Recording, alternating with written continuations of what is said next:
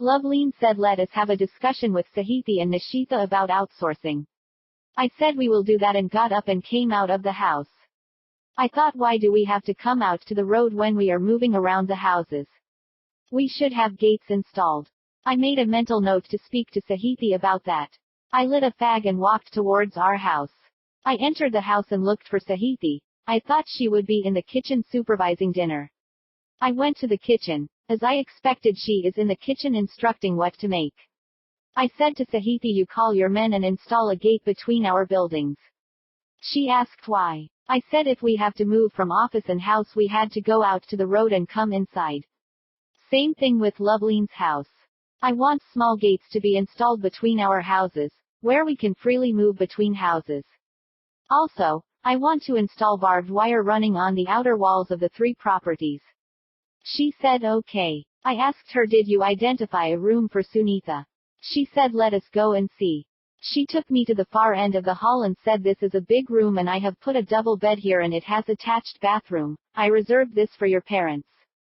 I said okay, next room. She opened the room and said this room does not have a bathroom attached. The next room is small, would take a single cot bed and it has an attached bathroom. I said this room should do. She asked would a single cot in this room would do for her. I said this room should be perfect for her. She might have thought I would sneak into her room in the night, so she was asking does a single bed would do. When I myself said a single bed would do, her doubts seemed to be cleared. I remembered our appointment with the doctor. I said I had consulted a psychiatrist, and he opined that we should go as a couple to him for a consult. I have an appointment day after tomorrow at 11 a.m. As I told her it was for my problem I had consulted the doctor, she immediately agreed to come with me. She wanted to help me get better. She did not know the reason I asked for a room for Sunitha is to keep her away.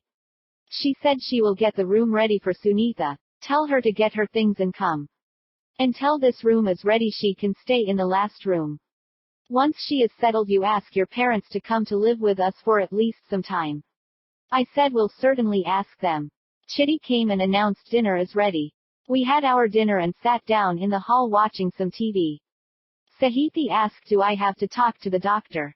I said you have to tell him about me. What kind of problems you are facing with me.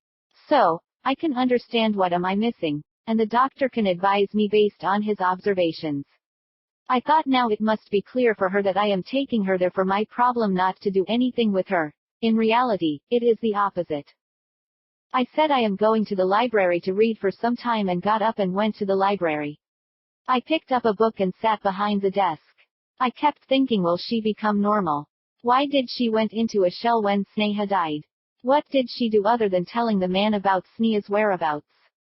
If it's the only guilty feeling she had, then why she did not become normal when it has come to our knowledge that it was not her mistake when she told him about the hotel she is living in?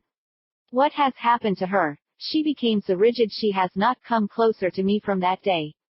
Did she push me towards Sunitha? Or is it my mistake to ignore Sahithi and went over to Sunitha to fill my bodily needs?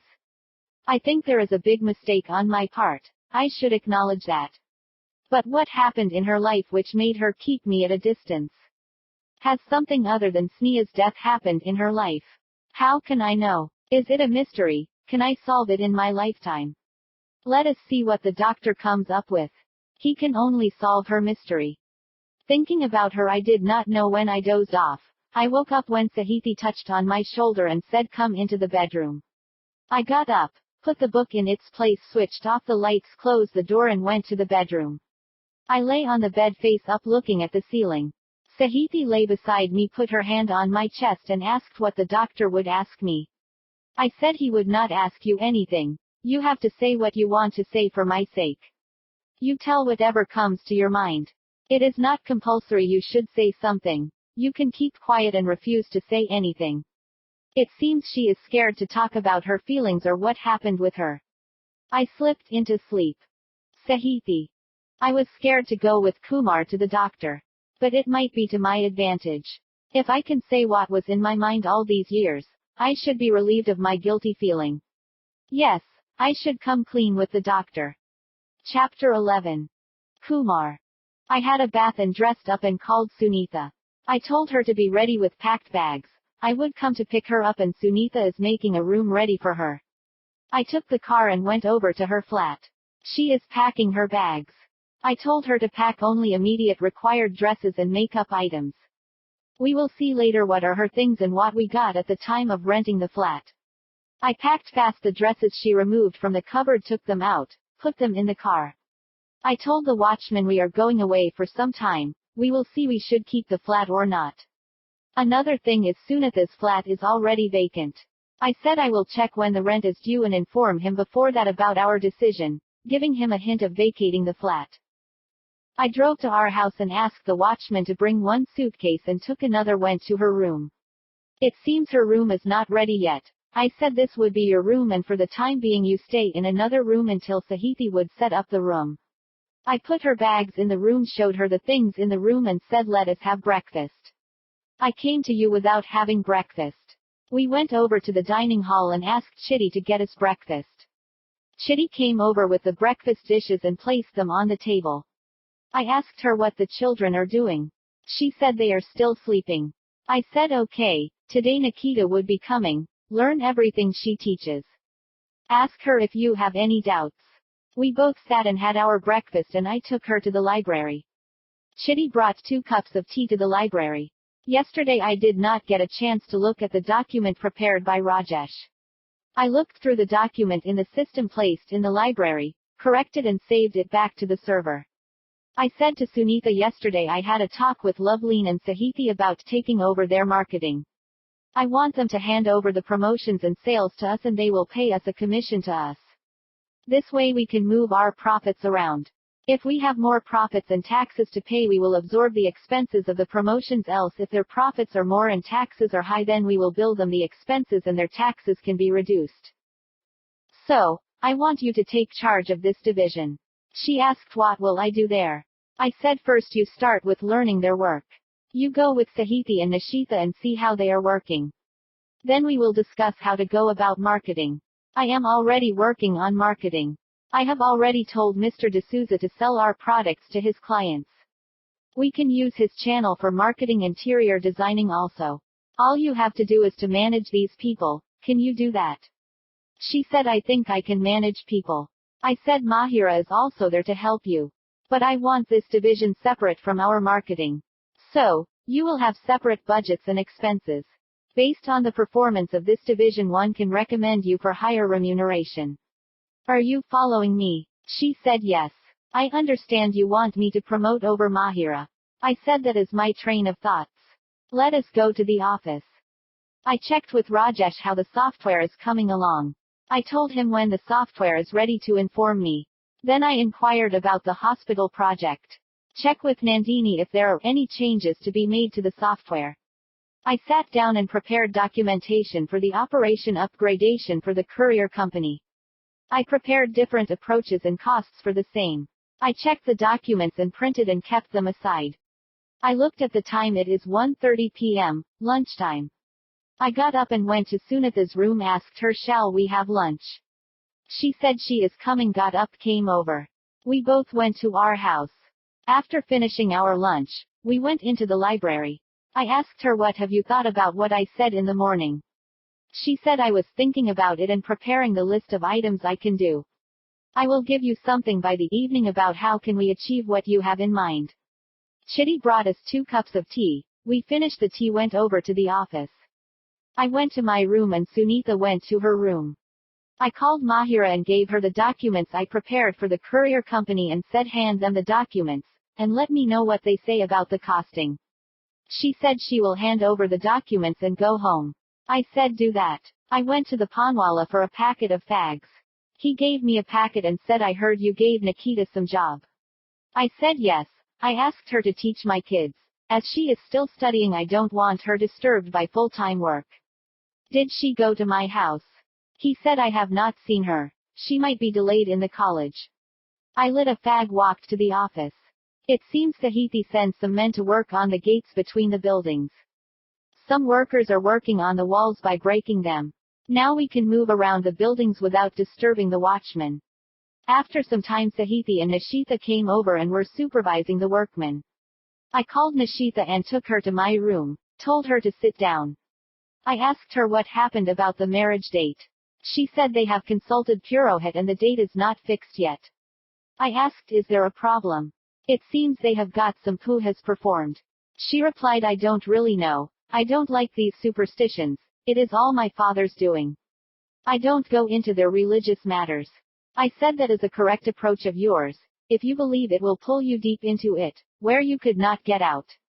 I stopped believing them. I gave Kurat our house keys, so he can be closer to your house and you would get to spend some time. Do you two get any quality time? She said he had not told me about you giving the keys. He still must be staying at daughter only. Maybe this Saturday or Sunday he might be coming there to stay. I said I also felt that. You want some tea? She said yes. I got up, prepared 2 cups and brought them to the table. She said you have a setup here for tea and coffee. I said it is for my selfish reasons. I don't like asking people to get me tea or coffee. I prepare myself at home also. Completing tea, she got up and said seeing you, and I said see you, and she went away. I went to our house. Chitty is playing with the kids in the hall. They came running towards me calling daddy. I caught each one with each hand and guided them to the sofa. I asked, did you go to school today? They said in unison no. I asked why. Reena said Chitty did not take us. I said now you will go to a new school. Your mummy will put you in a new school. I asked Chitty, Nikita did not come. She replied no. I said she must have got some work or delayed. I sat playing with the kids. Sahithi, Sunitha and Nishita came over to the house. I asked them, do you want to have tea? Sahithi said yes. Chitty got up, went to prepare tea. I asked, so, is the gate work still going on? She said they are breaking the wall. Tomorrow they will fix the gates. I asked Sahithi, did you arrange Sunitha's room? She said I did not get time to get the bed for her. I said for the time being I put her in the last room. She said it's okay, I will get the bed tomorrow. I looked at Sunitha, she nodded her head. Sunitha said I will change and come, and went to her room.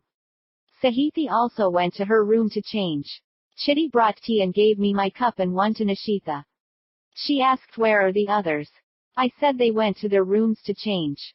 She took the cups to their rooms. I asked Nishita, you got your transportation?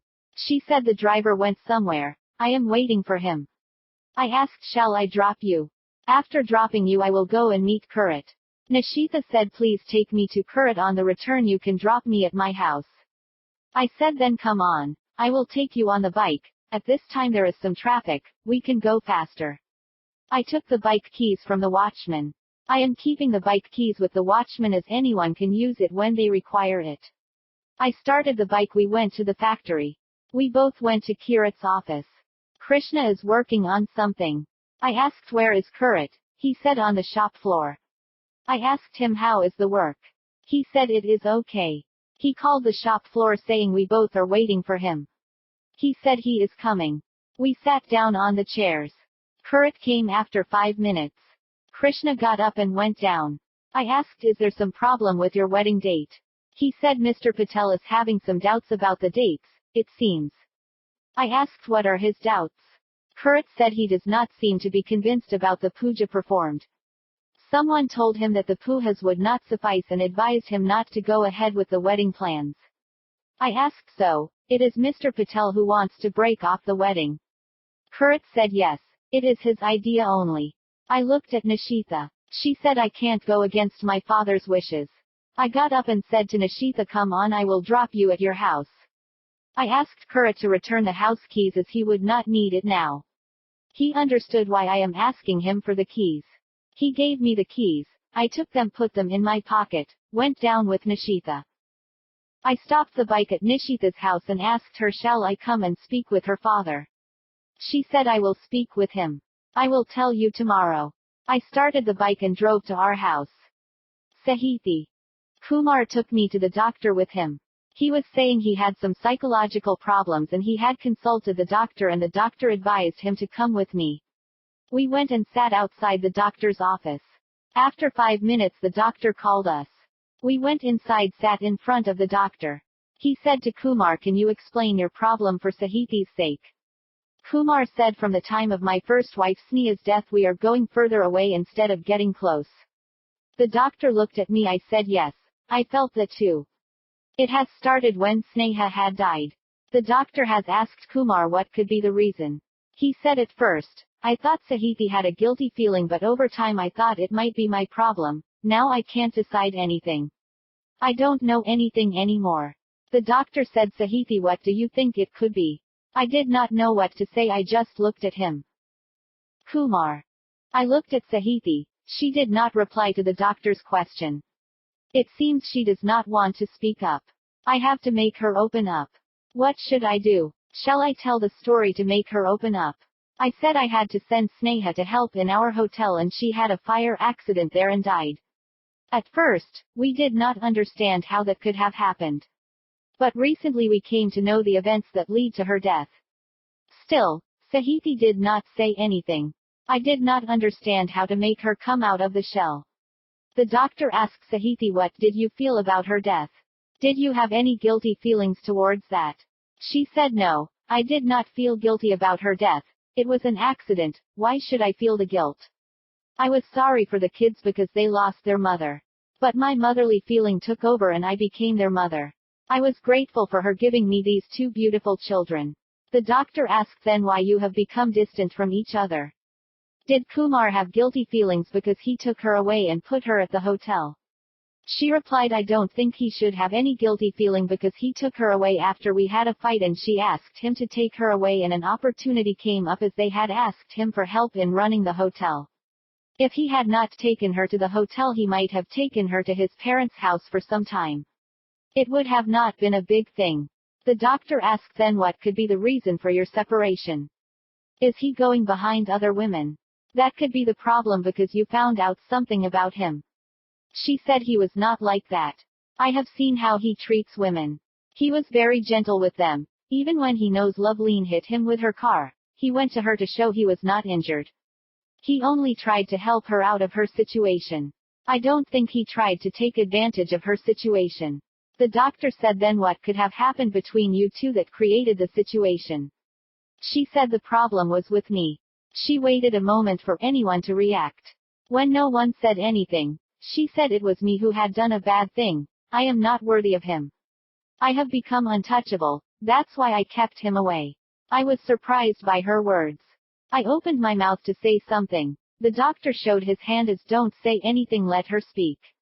She put her hands on her face, bent forward, started crying. I looked at the doctor. He nodded his head to wait. She rubbed her eyes and said it was all my fault. I was only trying to get some relief from work, but he took advantage of my situation and also did not help me in the end. Instead of helping me, he informed all the department heads to not take me in their department. Now I understood it was something to do with her workplace. I looked at the doctor.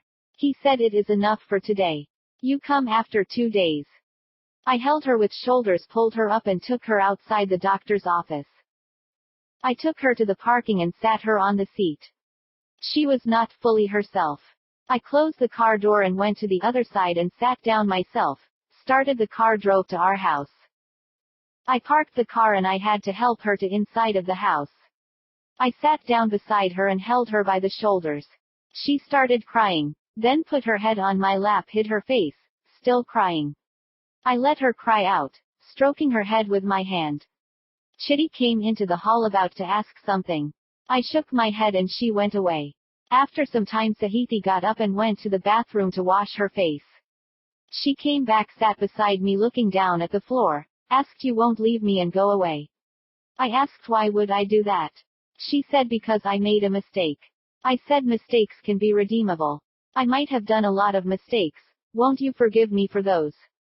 She turned her head and looked at me and said, I would forgive anything you do. I said I would also forgive you for any mistakes of yours. Why would I keep anything in my mind? You made a man out of nothing. When I was down you became my strength. When Sneha passed away because of you I did not break down. It is all showing the house, because of you. I wanted to become and show what I am made up of. I have taken all these risks for you and the kids. If you act like this, how can I bear it? I have done all this to know what happened. I was waiting for you to come out with your feelings, and you kept them bottled up in your heart.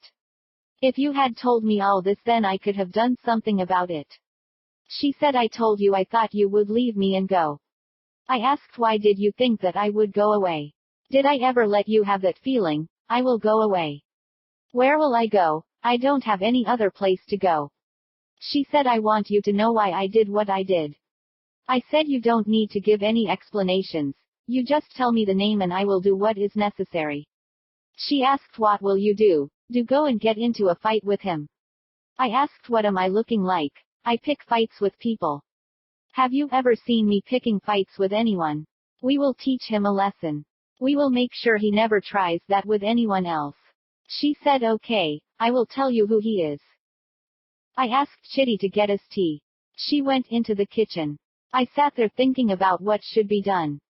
Chitty brought 2 cups and placed them in front of us. I gave one to Sahithi, picked one and started sipping tea. I asked, do you want me to drop you at the office? She said, no need, I will be supervising the work of the gates.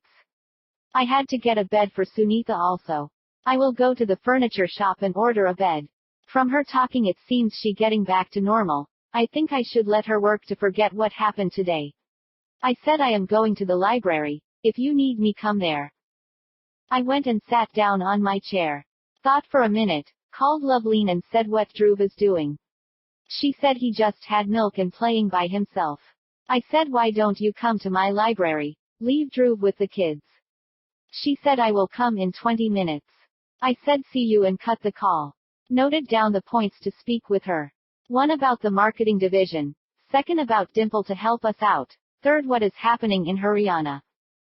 Loveleen came after 35 minutes. I went with her to put Dhruv in Chitty care. Atul and Reena started playing with him by saying things children would say. We came back and sat down. I have shown her the document prepared by Sunitha regarding our new division for marketing. I said this, I would like to start with your firm. We want to help your company get more orders and we want a commission paid to us. We can also use this for adjusting our income tax payments. If you feel your firm is going above board in income tax payments, we will give our bills to pay for the services of advertising. If our software firm has to pay more tax, then we will not submit the bills and absorb the expenses to reduce our income tax. This way our companies can adjust income tax payments. I want this division to be headed by Sunitha. She is already looking after the operations as director and this division will be under her. You check this document and she is offering these services to the company. Next, I have a situation with Sahithi.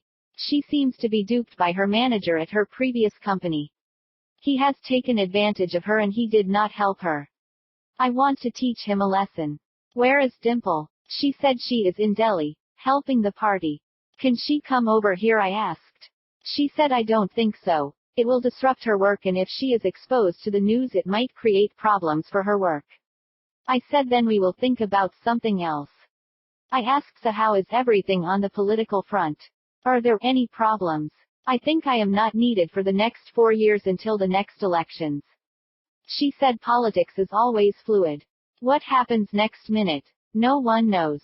Keep in the loop. I asked, when are you likely to come back to the work?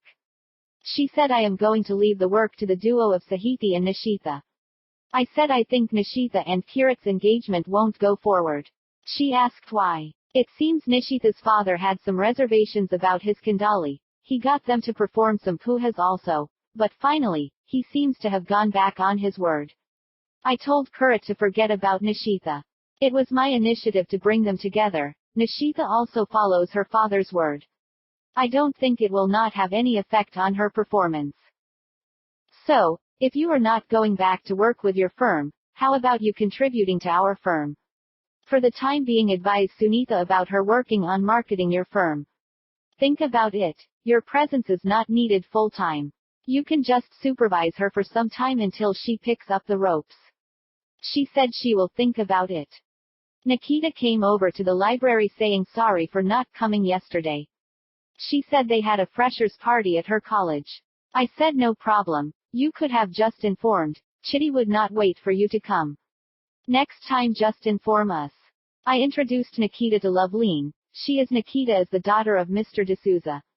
I have appointed her to teach Chitty and to look after the kids. You can send Dhruv also. She is doing her final year degree, so I gave her this.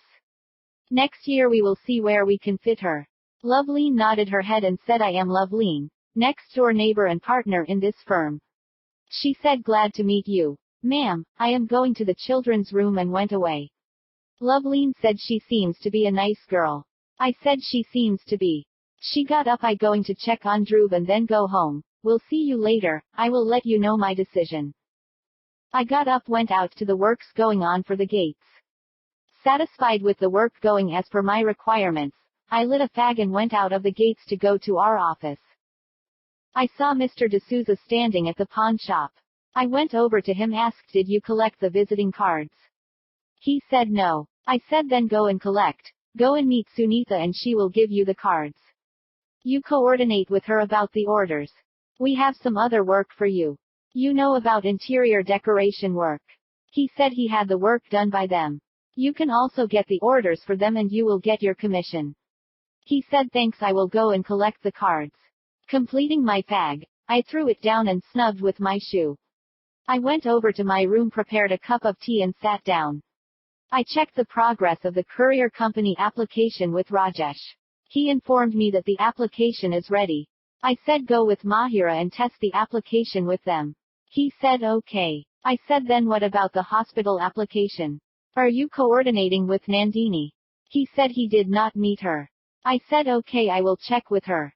Called Mahira, asked her, did you deliver the documents? She said yes. I asked what did they said. She said nothing. They will study and let us know. I said, okay, I will follow up on that. I went over to Sunitha's room. I told her I had spoken to Loveleen about starting division with Sunitha and asked her to help her in the beginning, and she said she will think about it. Sunitha said, what is the need for her? I said she knew her business and she is going to stay at home for some more time. I think she became complacent about working again. I thought this would be an ideal opportunity for her to come out again. After helping you out, she will be back at her firm. Otherwise, she will become bored at home and might do something else. Sunitha said, it is okay for me to work with her. I said to keep what I said in mind while dealing with her. It is for her own good. I came back to my room and sat down with a cup of tea. Rajesh is not taking over the hospital project. Why? In the beginning, he did not start it, and now he had completed the other project, not this one. I think I should not have passed it to him. I will take over the project. What Nandini is doing? He says he has not even met her. I got up and went to her room. She is sitting there and checking the application by entering the data. I asked her what is going on. She said, I am entering data for lab reports. I am entering the master data.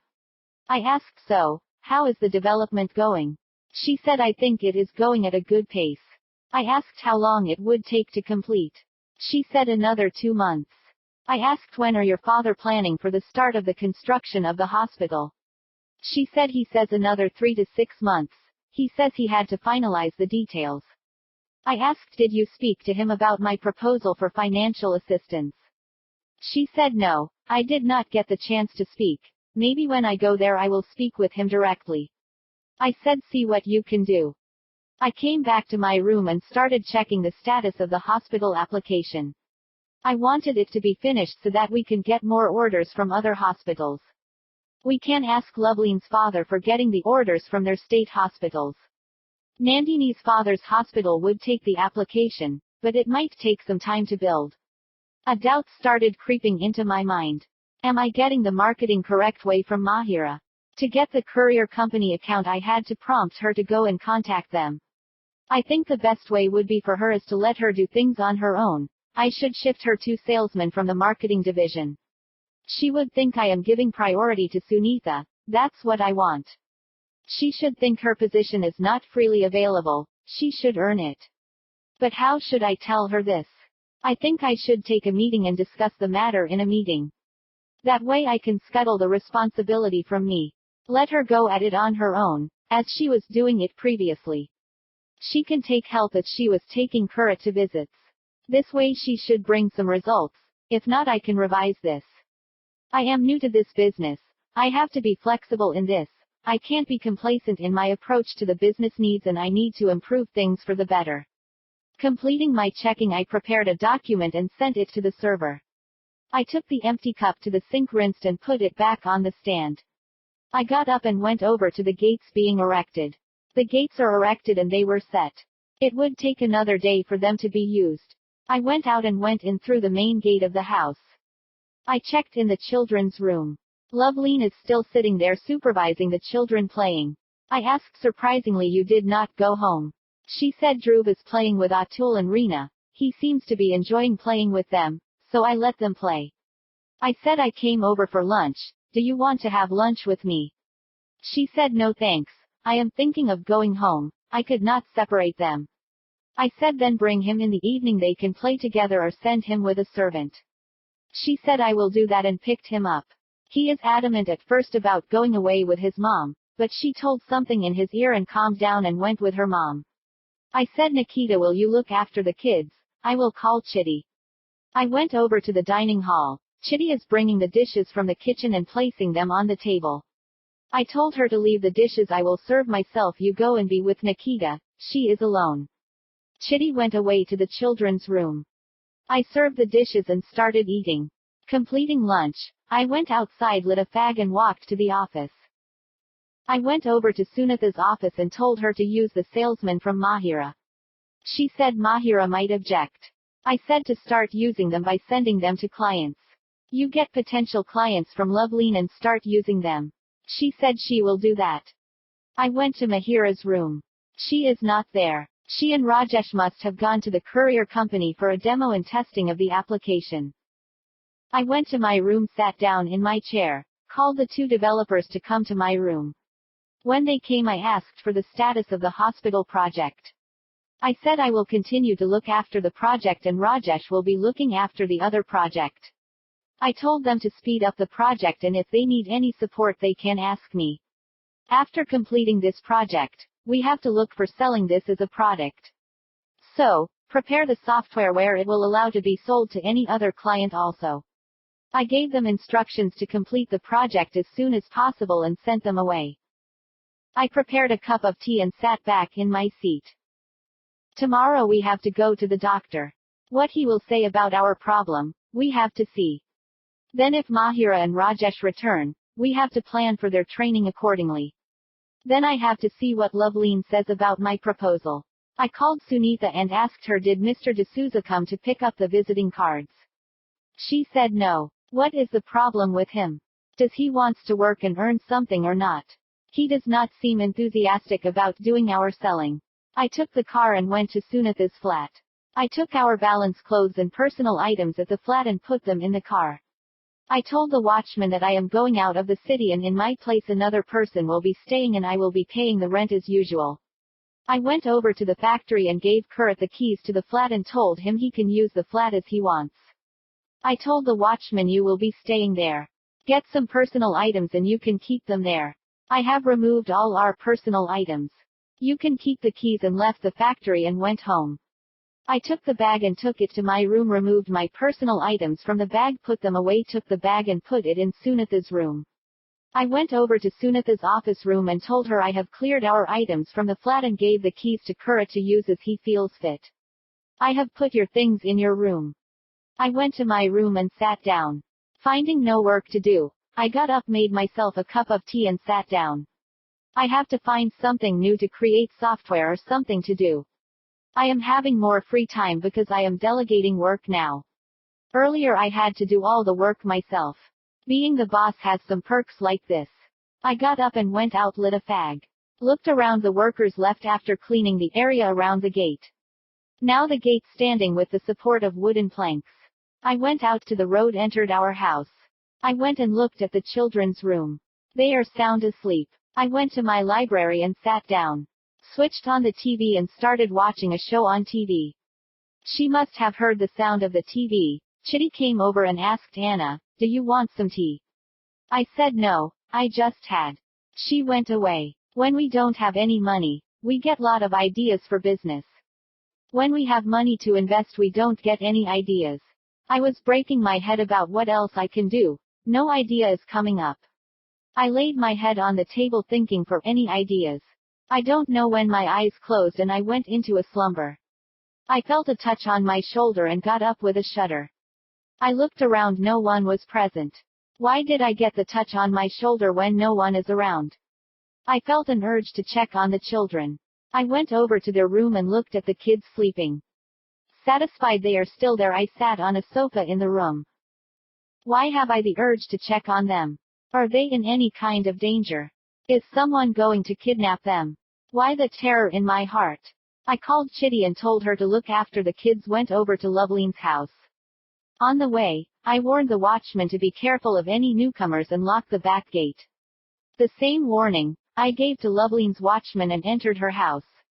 The servant came over and said Loveline's is in her room. I went over to her room. She is rocking Dhruv. I said I felt some danger to the children and checked they are sleeping, and I thought about Dhruv and came over to check on him. She said I trying to rock him to sleep. I said be careful. I will see you later. I will check the grounds and go home. She said okay, see you. I made a round of the grounds of Loveline's house and then went over to my house, and there also made rounds of the ground and from there looked into the office grounds. Everything seemed alright. I went inside the house. Sahiti seemed just came over. She asked where are you coming from? I said I am looking over the outside. I felt some danger and was looking over the grounds. What kind of danger? She asked. I said I don't know. I felt threatened. I thought it might be about kids. Went and checked the kids and told Chitty to be with the kids. I felt uneasy about the whole thing, called the Shaka Pramukh and told him I have been feeling very uneasy about something and I could not put my finger on what is happening. I thought my kids were threatened and I could not find any source to my feelings. He said that a small girl was brought to him as her guardians were killed in an accident. She was told her parents have died and the old people were raising her in their village. Now they were coming to Bombay with her and they died in an accident. I asked what is the girl's name. He said her name is Lena. We are trying to find who is their relatives here. I said I am coming over there, don't send her with anyone. I am just coming. I took my car, drove as fast as possible to Vakola Shaka. I arrived in 15 minutes. I entered the office and Lena is sitting on a bench at the side. I asked what happened. He said she had come to Bombay with two old people. They don't seem to be her parents. I suspect they might have kidnapped her. When no one came to claim the bodies, our people have taken up the cremation work and she was left alone and she was brought to me to see what we can do. I said until you find the details of her parents, I would like to keep her with us. We will take care of her. I caught hold of her hand and asked her, Lena, would you like to come to our house? When I caught her hand, the uneasiness in me subsided and I felt a feeling of calm descent on me. I thought what I was feeling was about this girl only. It is my duty to look after the girl. I looked at the Shaka Pramukh. He said if you are going to look after the girl you can take her with you. We will inform you of any further developments regarding her. I said thanks and took her, came out. I sat her in the car and asked her, you feeling hungry? Did you have something to eat? She said the uncle had given to eat. I am not feeling hungry. I said let us go home and drove the car to our house. I parked the car and took her inside the house. When Lena's eyes fell on Sahiti, she ran towards her calling her and caught her at the legs. Sahiti seems to have felt a motherly feeling and caught her, lifted and hugged her. What is our relation to Lena, to have felt that strong emotions to bring her to safety? It seems she was in some kind of grave danger which made me go and bring her to safety. I told Chitty to take her to the children's room and look after her. Sahiti to see what she wants, like clothes and food. She also went away. I sat down on the sofa. Sunitha just came over from the office and asked me what happened. I explained my feeling of anxiety, and when I called Shaka Pramukh and he told me about the girl, I went over and brought over her here. She asked where is she? I said I sent her with Chitty to look after her. I went over to the library, sat down behind the table. Who is Lena? Why I was worried about her. Sunitha came and sat opposite me. She asked why you were worried about the girl. I said I don't know, but I had felt a touch on my shoulder and no one is around. From that minute I had felt a kind of anxiety and went checked on the kids, then went over and checked Dhruv. Still, the anxiety did not die down. Then I called Shaka Pramukh. He said he had a girl brought to him as her guardians have died in an accident, and their bodies were given to them for cremation as no one came to collect their bodies. He was thinking about what to do with the girl. I felt a need to get over there and check her out. I went there. I told him I am going to look after her until someone comes claiming her. He said he will tell his people to canvass for the girl and also put advertisements. Let us see what comes out of that. Where is Sahithi? She is in the children's room. I asked how old she looks. She replied she seemed 3 years old, younger than Reena. She looks as if born into a good family, not what the old people are. I feel she looks like Reena was 2 years ago. I said I felt the same. Let us check Reena's photos from her birthday 2 years back. I went over and brought their birthday album. See here, she looks like Reena at her 3rd birthday. Sunitha said, but there seems some differences. Reena looks South Indian, and Leena looks Maharashtrian. Reena looks like Sneha and Leena looks like Sahithi. I said exactly what you said. Sahithi came over and asked, what are you doing with the photo album? I said we are seeing the similarities between Leena and Reena. They look like sisters. Sunitha said, but there is a difference also. Reena looks like Sneha's daughter and Leena looks like your daughter. Just see this photo and Leena. Sahithi took the album and went to check the similarities between the photo and Leena. We both looked at each other. What did that mean? I remembered tomorrow we had a consultation with the psychiatrist. I called, confirmed the time and date with the receptionist. I went to Sahithi and said to her I had confirmed our consultation with the doctor for tomorrow. She nodded her head. I said I will look after the kids, you go and prepare dinner. I sat down on a chair and looked at the kids. The 3 of them are playing together. I asked Leena did she remember about her mother. She remembered her mother and grandmother. My Nanama used to take me daily to play in the garden. I asked where was your mother when your Nanama took you to play. She replied my mother used to work. She used to go daily to the office. I asked what was your mother's work, do you know? She replied I don't know what she was working. I took a photo from the birthday party and showed her a group photo with my mother in it. I asked her, can you recognize your Nanama from this? She pointed to my mother in the photo. How is this possible she could recognize my mother from the photo? I asked, do you remember what happened that they took you to these old people you were living with? She said I remember something like I was playing on the swing and someone came from behind and took me out of the building. That's all I remember. Then I remember I was with these old people and they said my parents were dead. They will look after me.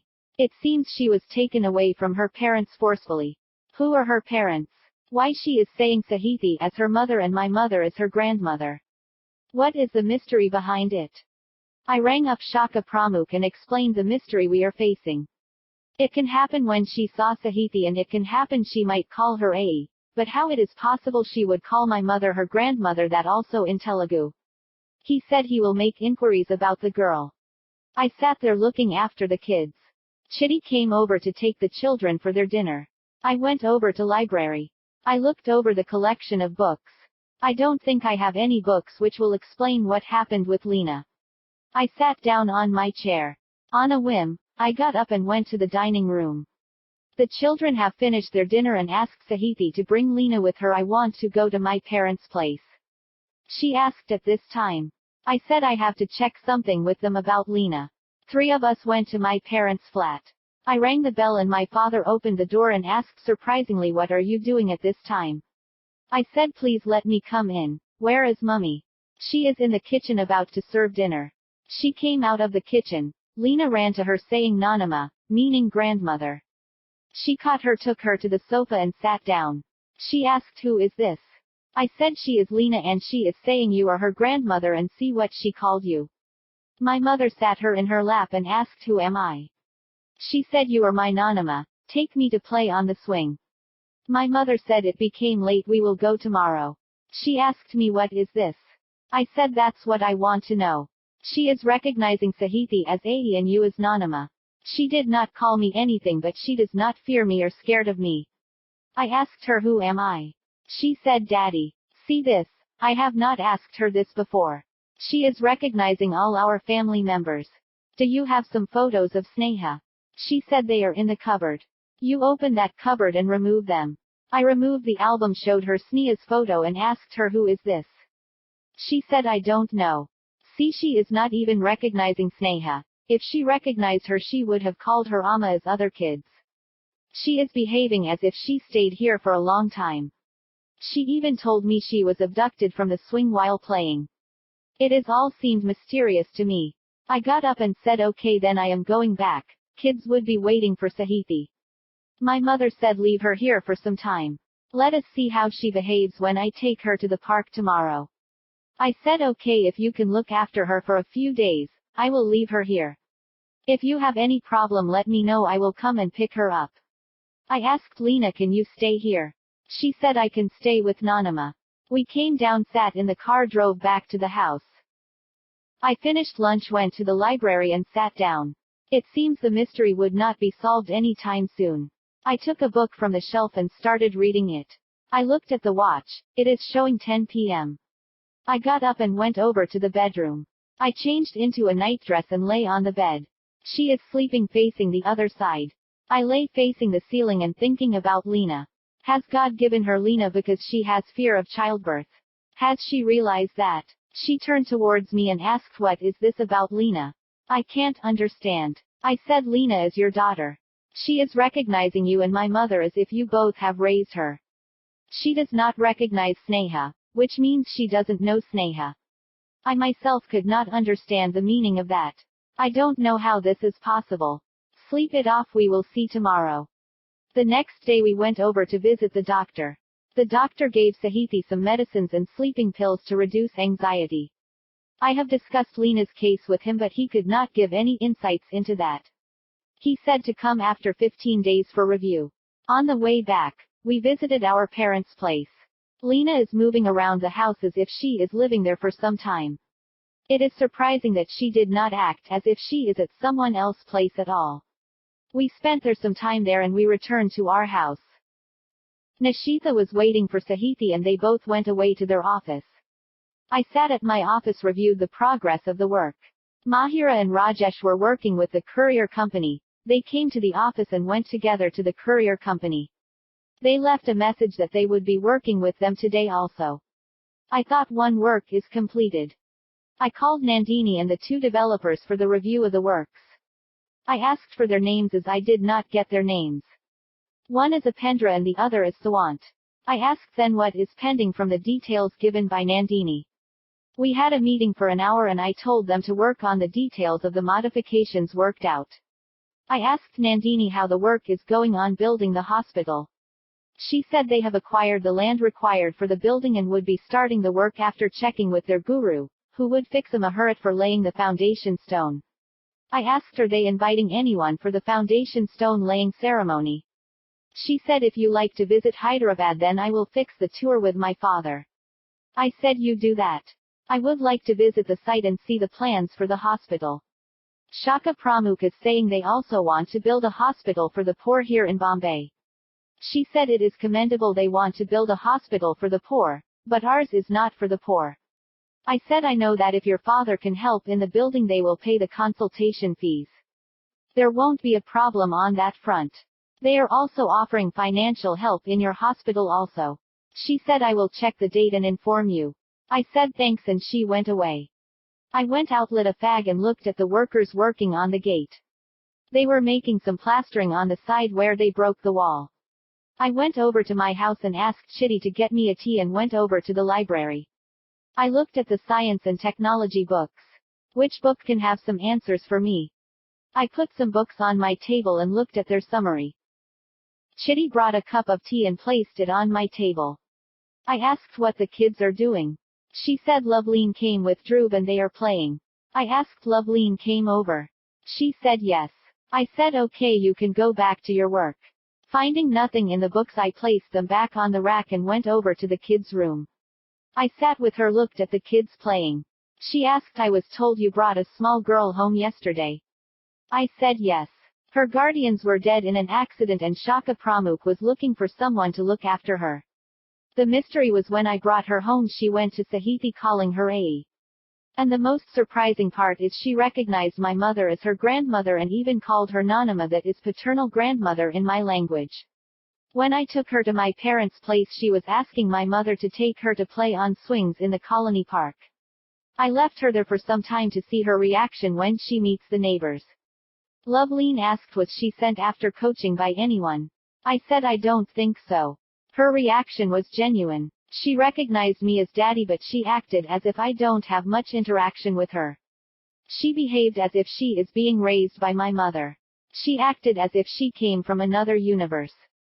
When I said that word another universe, was I talking from my book knowledge? That kind of thing is even possible. Where could I have read about it? Loveline asked where you went away, to a different universe. I said when I said another universe, my thoughts went to the books I have read about time travel and multiple universes. Could it be possible that she was really Sahithi's daughter and also, she was talking about getting abducted from the swing at our parents' place? Was she staying at my parents' place and being raised by my mother? What if she is from the future? Loveline said I don't know if the time travel exists in the future when she is 3 years old. You told me that Sahithi is scared of giving birth. Is it possible she would have a girl in the future? I said I don't know anything at this moment. Everything about her is a blur. We were not even sleeping together after Sneha's death. We even visited a psychologist for that. Loveline asked when did you go? I said 2 days back and today also. She asked what the doctor said. I said first she was not ready to acknowledge she had a problem. When I said I am having problems sleeping with her, she came out with a shocking story. I did ask you about Dimple to help us out. She said you told me about teaching someone a lesson. I said that is what I am referring to when she was working in the typing pool. She tried to get out of the pool by asking one of the managers help. Instead of helping her, he took advantage of her and he told other managers not to help her. That is the reason she was depressed and I thought she was feeling guilty about Sneha's death. However, you gave her another life by giving her a job with you. We would always be grateful for that. Loveline said you have returned that many times over. I should be grateful for that. You gave me a good manager in her. I better say partner. She is looking after the firm as her own. I don't have to think about day-to-day operations. Nishita is also giving her good support. I can now concentrate on other things. I asked are you thinking of going over to Delhi? She said not that. I am waiting for Dhruv to be a little older, then I can think of other activities. I asked do you want more children or you want to stop with Dhruv? She said Dhruv is enough for me. I have not thought of any other kids. Now he has 2 elder brothers to look up to.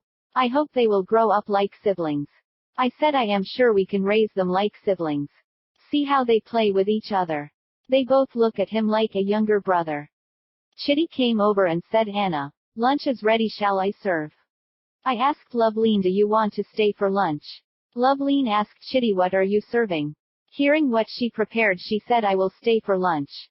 I asked who will look after the kids. Chitty said Nikita is coming over. She will look after the kids. I said we will wait until she comes over. I called Kurat and said I want a dog. He asked you want a dog, what for? I said I want to raise them. It will be security around here.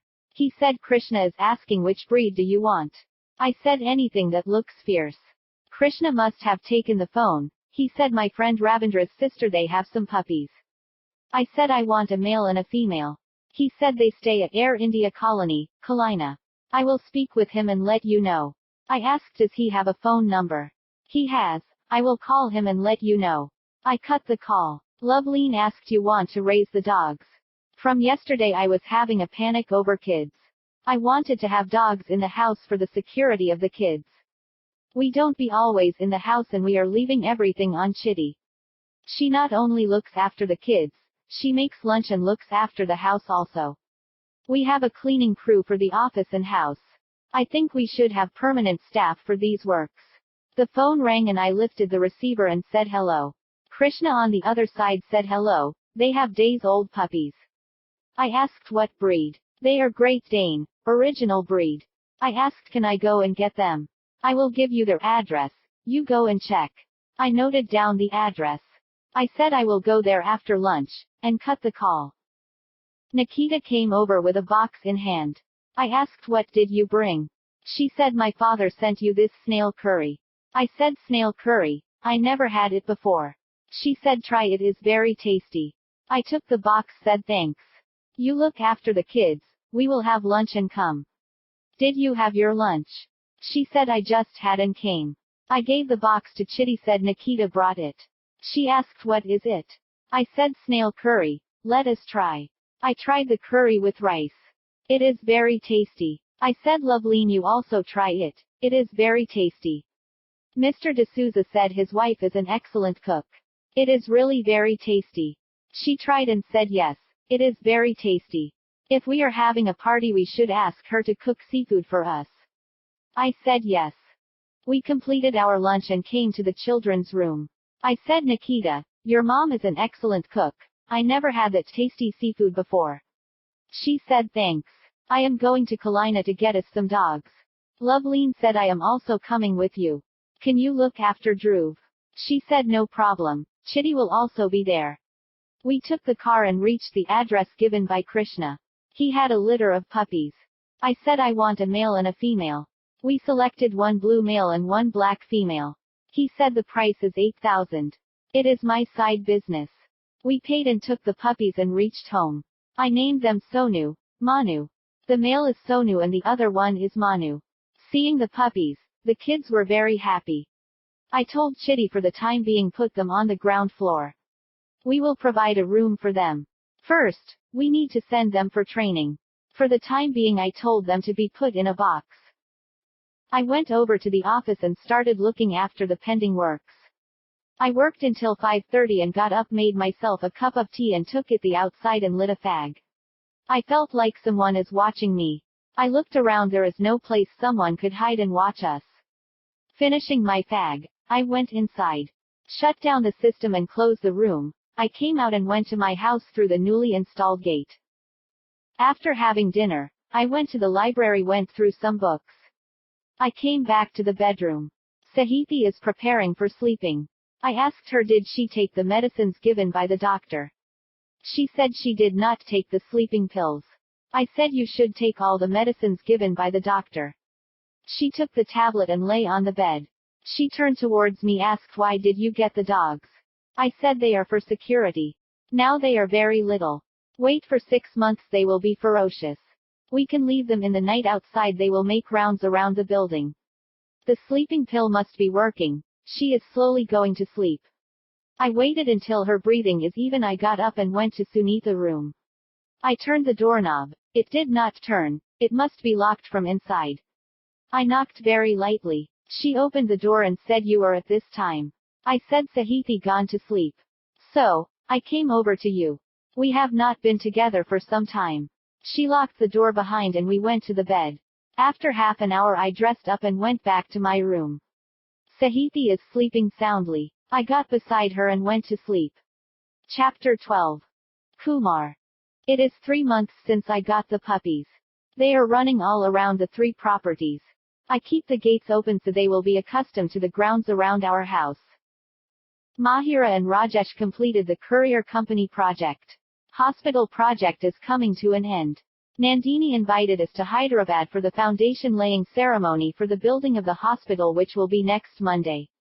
I have asked Sahithi to accompany me to Hyderabad. She declined as she got to finish up a project with a big client. She did not have any free time. I asked Sunitha to come with me to Hyderabad. She said what Sahithi would think if I came with you to Hyderabad. I said to Nandini I would be coming to Hyderabad alone. Nandini said she will come with me to Hyderabad. So, I booked 2 tickets to Hyderabad by first flight on Sunday morning. I thought I'll have some time with her father before the Bhumi Puja. On Sunday morning we caught the flight at Santa Cruz Airport. We landed in Hyderabad. Nandini said her father told her he would send the car. She was looking around for the driver. Instead she found her cousin Rohan. She went and hugged him and asked how come you have come to pick me up. He said I came to see you. After a long time I am seeing you. She introduced Rohan to me. I said glad to meet you. He said I heard a lot from Nandini about you. I looked at her, what you told him about me. He said all good things about you. He said let us go. We got in the car. She sat beside him and continuously talking. He took us to their bungalow at Jubilee Hills. There were few houses far between. I said this area seems pretty isolated. He said don't think like that. The lands around us were brought by VIPs. This is an upcoming area. I said looking at the bungalow, nice looking building. She said it is nice, but not like you have in Bombay. Rohan looked at her as if this is not a good building. She said he had 2 bungalows in the Juhu area, facing sea and beach side. Rohan asked what do you do with 2 bungalows? I said I use one for our office and another for residential purposes. She said excitedly he also got 2 Great Dane dogs. Now they are 3 months old and he is thinking about sending them to training. He lets them wander the 3 properties. Rohan asked what 3rd property. She said the 3rd property belongs to their partner. She stays in the 3rd building beside. We entered the house and I was given a guest room. I put my luggage in the room and came and sat on the hall. Nandini's father Subba Rao came and greeted me. He explained me how the building has been planned and showed me the plans. He said Nandini has lot of input in planning the building. Her studies have come to some use here. He asked me how the kids are. I said they doing fine. We sat down and he was asking me questions about my background and I was answering him. This went on for over an hour. Cutting short the questioning, he asked to come for lunch. We all went to the dining hall. We had our lunch silently. He must be of the opinion that one should not speak while eating. We completed our lunch, came back to the hall. I said I will be back in a minute and came out to the outside for a fag. Behind me Nandini and Rohan came over. I lit a fag and Rohan took one from me and I lit his. We smoked in silence.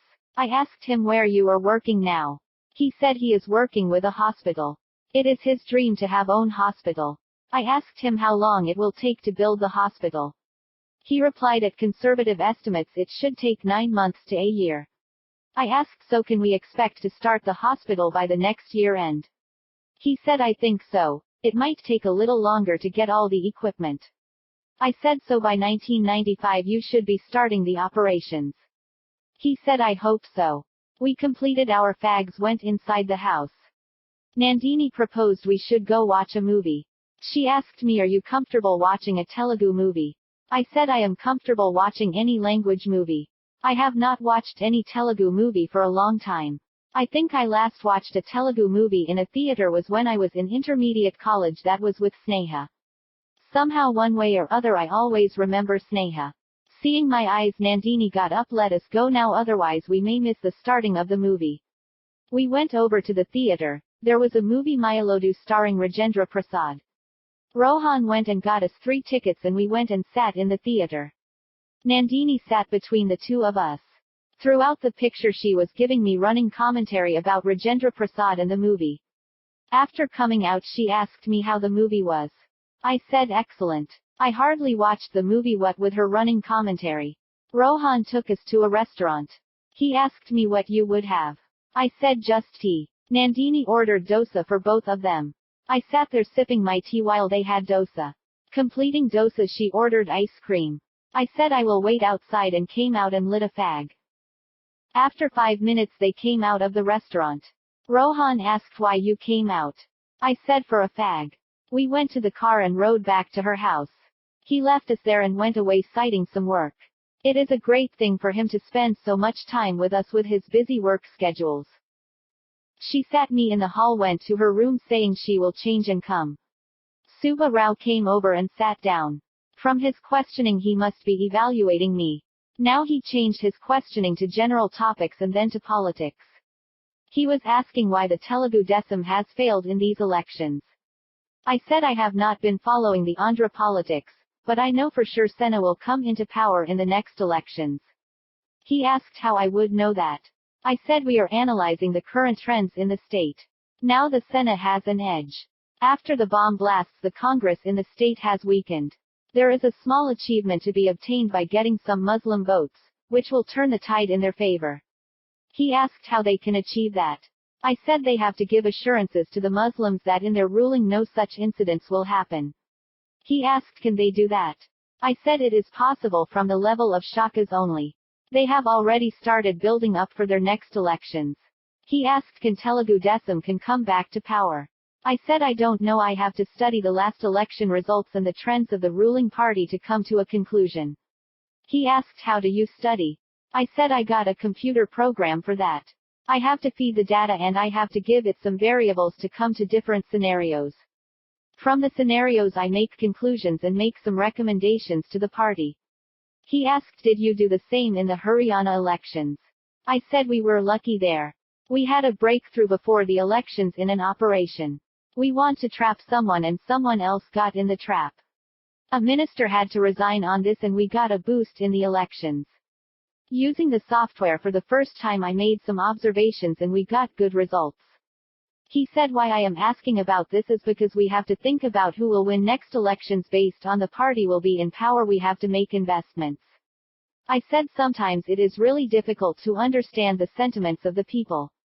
Take for example when Rajiv Gandhi was assassinated, the party was on the way to lose elections. But they have won on sympathy votes in those elections. They know he will not be prime minister but they still voted for his party. It always happens in the elections. You need a strong party at the center. A weak party at the center brings the country to its knees.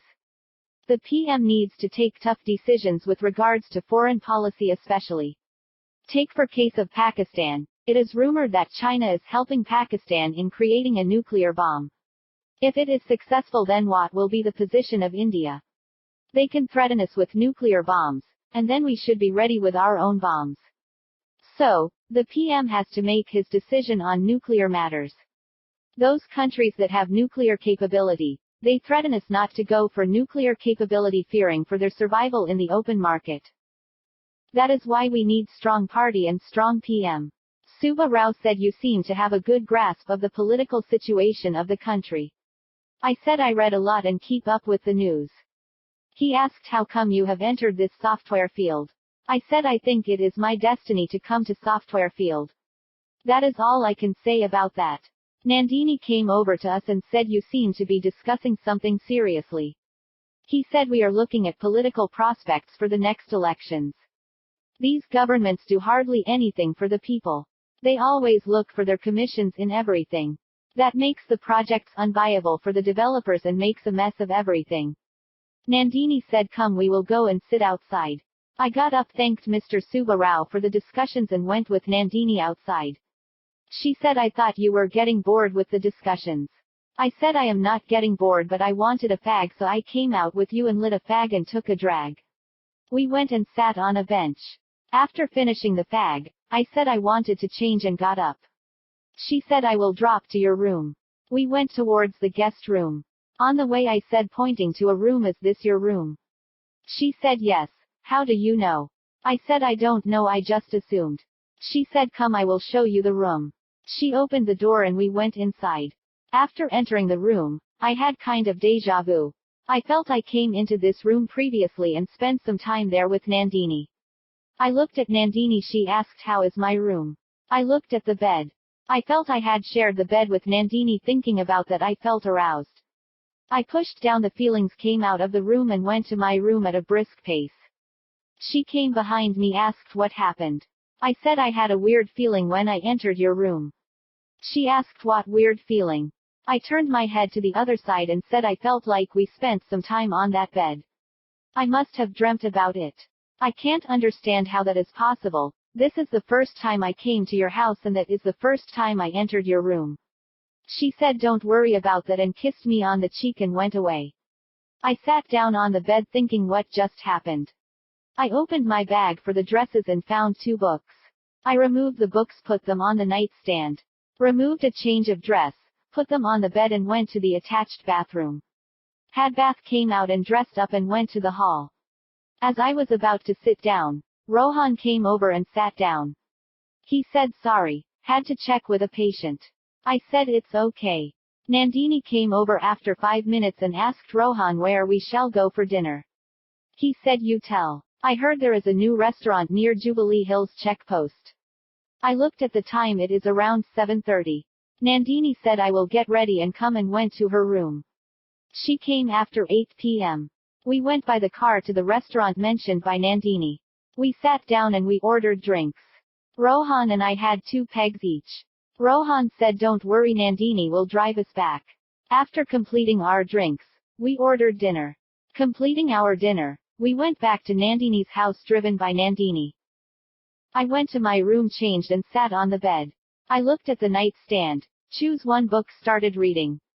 It is a book, You Can Say That Again by James Hadley Chase. The hero in this story was asked to impersonate a billionaire. When he was given an injection and he lose conscience, then the door of my room was knocked on by someone. I put the book aside and went and opened the door. Nandini is standing outside the door in her nightwear. I went back to the bed and sat down. She closed the door, came and sat on a chair opposite to me. I looked at her. She asked, "What are you doing?" I said, "I am reading a book." She asked, "What book?" I gave her the book marking the point I was reading. She looked at the cover and asked, "What kind of book is this?" I said, "You don't seem to read much. It is a mystery novel." She said, "Okay, what you were telling in the evening, when you visited my room." I said, "I felt like I was in your room before and we have spent some time on your bed." She said, "Then come, we will spend some time there." I said, "I also felt that did not end well for me." She asked, "What do you mean?"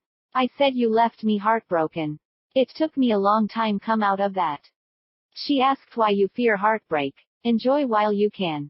I said, "You know, when Sneha went away I was heartbroken, and then Sahithi brought me back.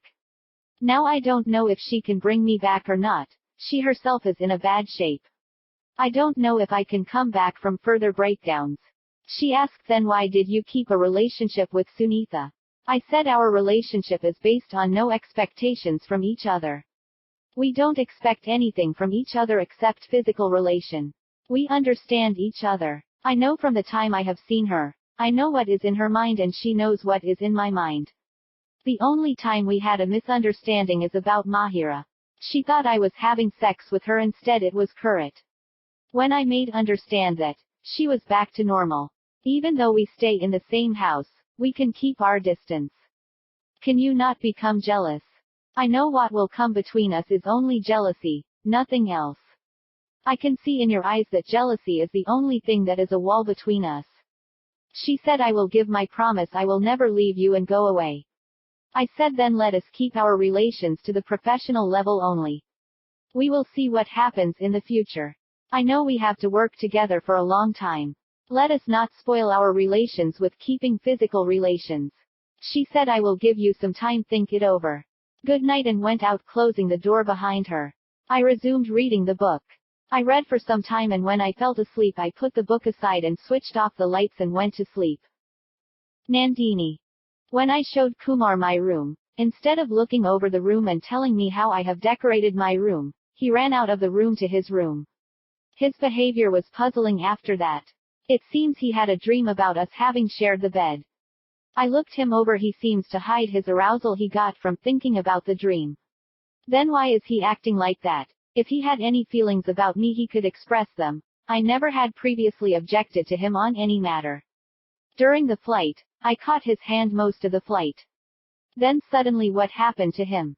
From his words, it seems he is fearing heartbreak. He was telling once his wife left him and he was saved by Sahithi. Then when she died it was Sahithi who supported him. From his words, it seems he is thinking she would not support him anymore. I feel it was not that I am going to give him heartbreak, it's his feeling Sahithi may not support him. I must make him feel that I would support him whatever the situation. I went inside the room, sat down on my bed with my back to the headboard. My mother came inside the room, asked, "What are you doing in his room?" I said, "I just went to see if he's comfortable or not." She said, "What is the need to check on him?" I said, "You don't know him. In his office he gave me my own room. He made sure I have everything I require there. If he wanted he would have told me to work from the hospital. Or told me to sit with the developers. What is the need to give me my own room? He looks after me like his other partners." She said, okay, you can check on him. Go to sleep, we have to get up early in the morning." Kumar. I heard the knock on the door and got up and went and opened the door. "It is Nandini, get ready and come, we have to go." I said, "I am coming in 10 minutes. Went and had a quick bath, changed and went down. Nandini came with 2 cups of coffee in her hand. She is already dressed up and ready to go. I took the cup from her and started sipping. She finished the coffee, took my cup, went to the kitchen. She came back, asked, "Do you want breakfast?" I said there is no urgency for it. I just had the coffee. Rohan came and urged us to come, we have to go. I got up and Nandini and I went with Rohan to the car. I asked, no one else is coming with us. He said we three are only left to go, they have already left. We went over to the hospital land. Already the arrangements were made for the puja. We went and stood a little behind. The Purohit started performing rituals of Bhumi Puja. After completing the puja, we returned to the house. Nandini said, "Let us have breakfast." We went to the dining hall, had our breakfast and tea and came back to the hall. Someone switched on the TV and changed the channel to the news. News must have just started. After reading the highlights, the newsreader started reading the main news. She read, in a shocking turn of events in Delhi, Haryana CM's son-in-law, Gurvinder Singh, was murdered in broad daylight a few hours back. While he was coming out of his house, someone stopped his car in front of his house and put 2 bullets in his head. He was declared dead there. He was taken to hospital for post-mortem. There was news about many people expressing shock over his murder. Someone claimed it must be the act of some business rivals. I called Loveleen at her house. I told her I just watched the news on the TV. Is it true? She said she just learned about his death. I asked, what are you going to do? She said I reluctantly had to go there and check his affairs. You take the first flight and come over to Delhi. I will be leaving with Dhruv now. I said I am starting now and cradled the phone. Nandini, standing beside me listening to me, asked, do you need to go anywhere? I said I had to go to Delhi. She asked why. What happened? I said Loveleen's husband was murdered in Delhi. She exclaimed, Loveleen's husband murdered? I said yes. She asked, so, you are going to Delhi to be with her? I said it is not that. She had to get her affairs in order. It is not business rivalry that killed him, it is the political rivalry. She asked me to be there, so I had to go there. Can you get any travel agents to get me tickets? She said I am also coming with you. I said what will you do there? She said I want to be there with you. I said okay, see about the tickets, take my card and get the tickets. She called the agent and asked him to get 2 tickets to Delhi. I got up, went to my room, packed the bag and kept it ready for traveling. Nandini came over, said she got tickets for Delhi. I am packing and coming over in 5 minutes, we have to leave in 10 minutes. I said I am ready, showing my packed bag. I informed Loveleen about the time of our flight. She said she is also leaving now to the airport. We went to the airport, collected the tickets, went inside, checked in and waited for the gate call. Nandini asked, what is your real relationship with Loveleen? I said she is a partner in our firm. She asked, is it the only relationship you have with her? I said I treat her like my friend. She depends on me for support. Her family also support us financially, otherwise, I could not have started the firm. She said, so, you are saying you do not have physical relation with her? I said I have never imagined having a physical relationship with her. I have always kept her at arm's length. We never had an intimate relationship with her. I never imagined it like that with her. I said except with Sunitha. I never had a relationship with anyone else. She asked, can I believe you? I said if you want me to promise on anyone I can promise it. She said there is no need for promises. Your word is enough for me.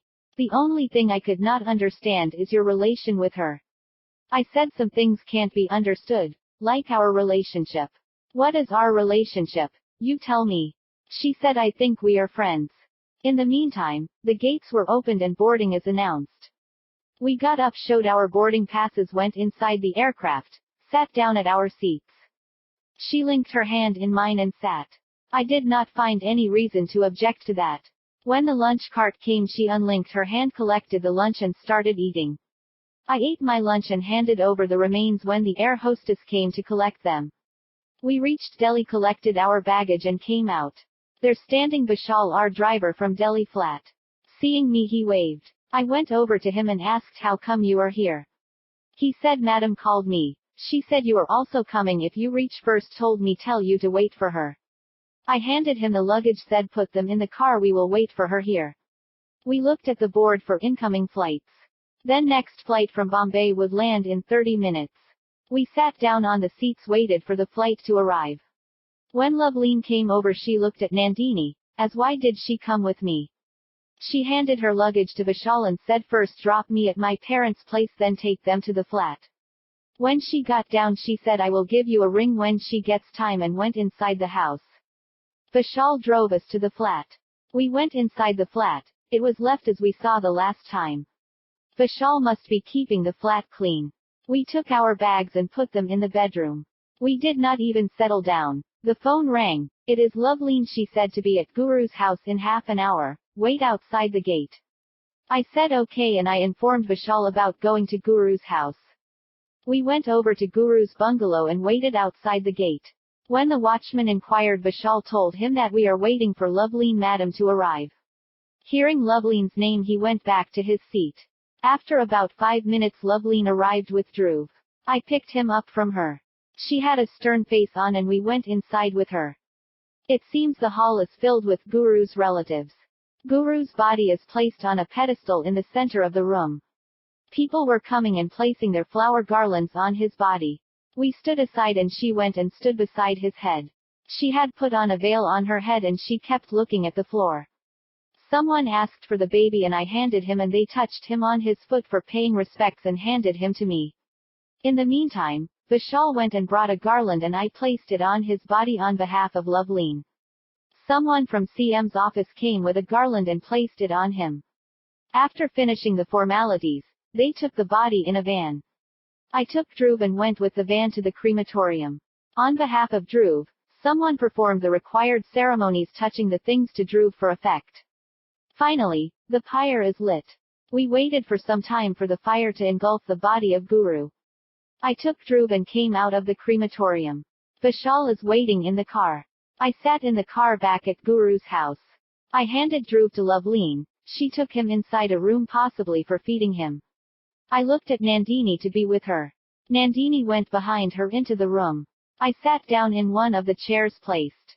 They are placing a photo of Guru and lit a lamp in front of it. Someone is making arrangements for people to sit in front of the photo.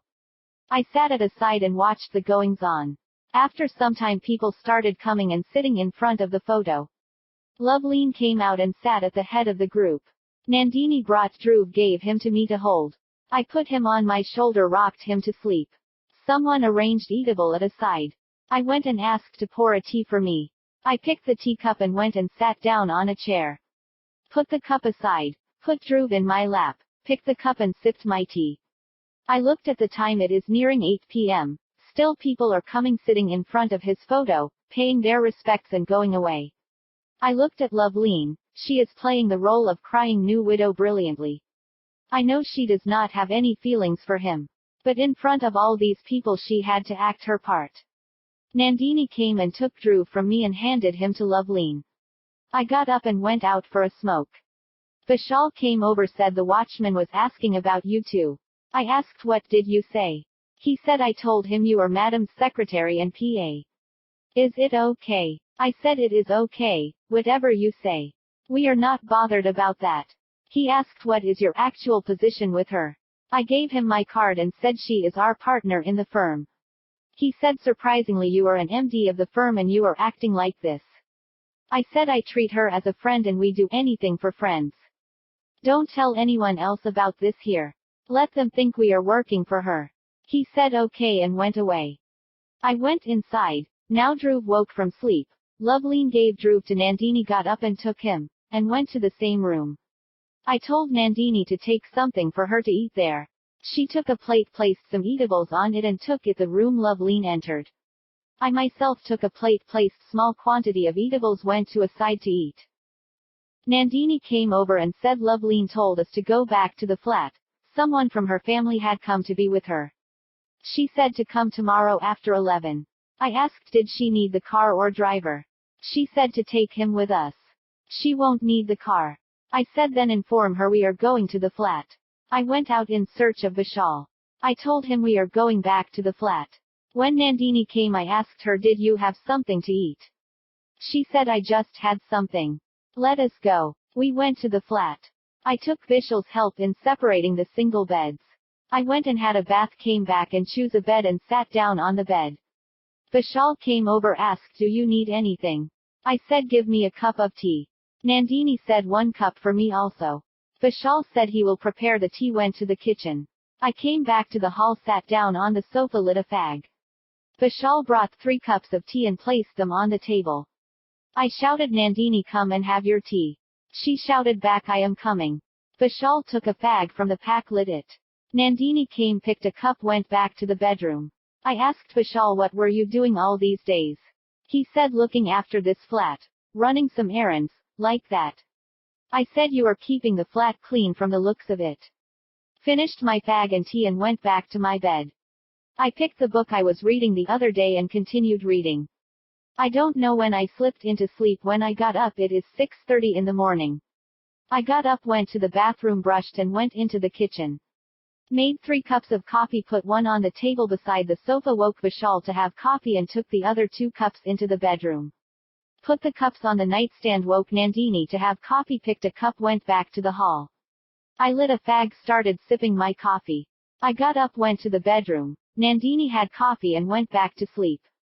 I picked a towel, went for a bath. Completing the bath, dressed and came to the hall. I asked Vishal, what about our breakfast? He said, I will go and pick something. He went away. I went and woke up Nandini saying, Vishal is getting breakfast. Get up and have a bath. She got up reluctantly saying, let me sleep for some time. I said, if you want to sleep, you got a whole day for that. Did you come with me to sleep or what? She took a towel, went over to the bathroom. I came back, sat on the sofa, waiting for Vishal to bring breakfast. Nandini came after 15 minutes and sat beside me. I asked her, are you feeling bored here? She said, not bored, little cold here. We did not bring out hot clothes for this season. I said, while going to Guru's house we will get something on the way to wear. Cold has not picked up yet. It will be colder. When Vishal brought the breakfast, we finished and ready to go to Guru's house. I told Vishal to take us to the cloth market. I asked Nandini what she would have, a sweater or a jacket. She said a jacket would be good. We brought a sweater and jacket for her. We went over to Guru's house. Loveleen gave me Dhruv to take to the crematorium for collecting ashes. We went and I stood aside with Dhruv and they collected the ashes and we returned home. I handed over Dhruv to Nandini to be handed over to Loveleen. She handed him and came back. I asked her in a whisper, what is happening? She said there was some talk about Guru's inheritance.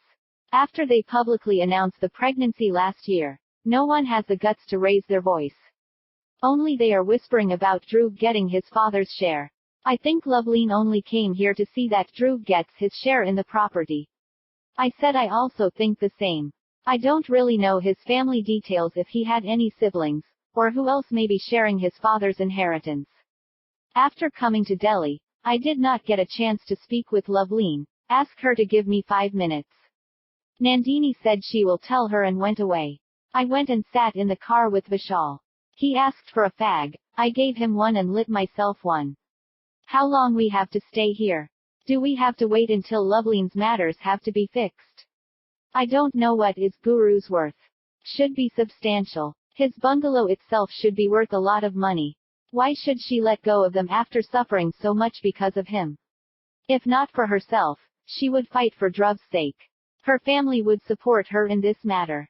Nandini came, I was looking for you all over. You were sitting here. I said, what is the matter? Loveleen said we return to the flat. She will give us a ring when we are required. I asked, can we leave now? She sat in the car and said, let us go. Vishal started the car, drove us to the flat. We got down and sat down on the sofa.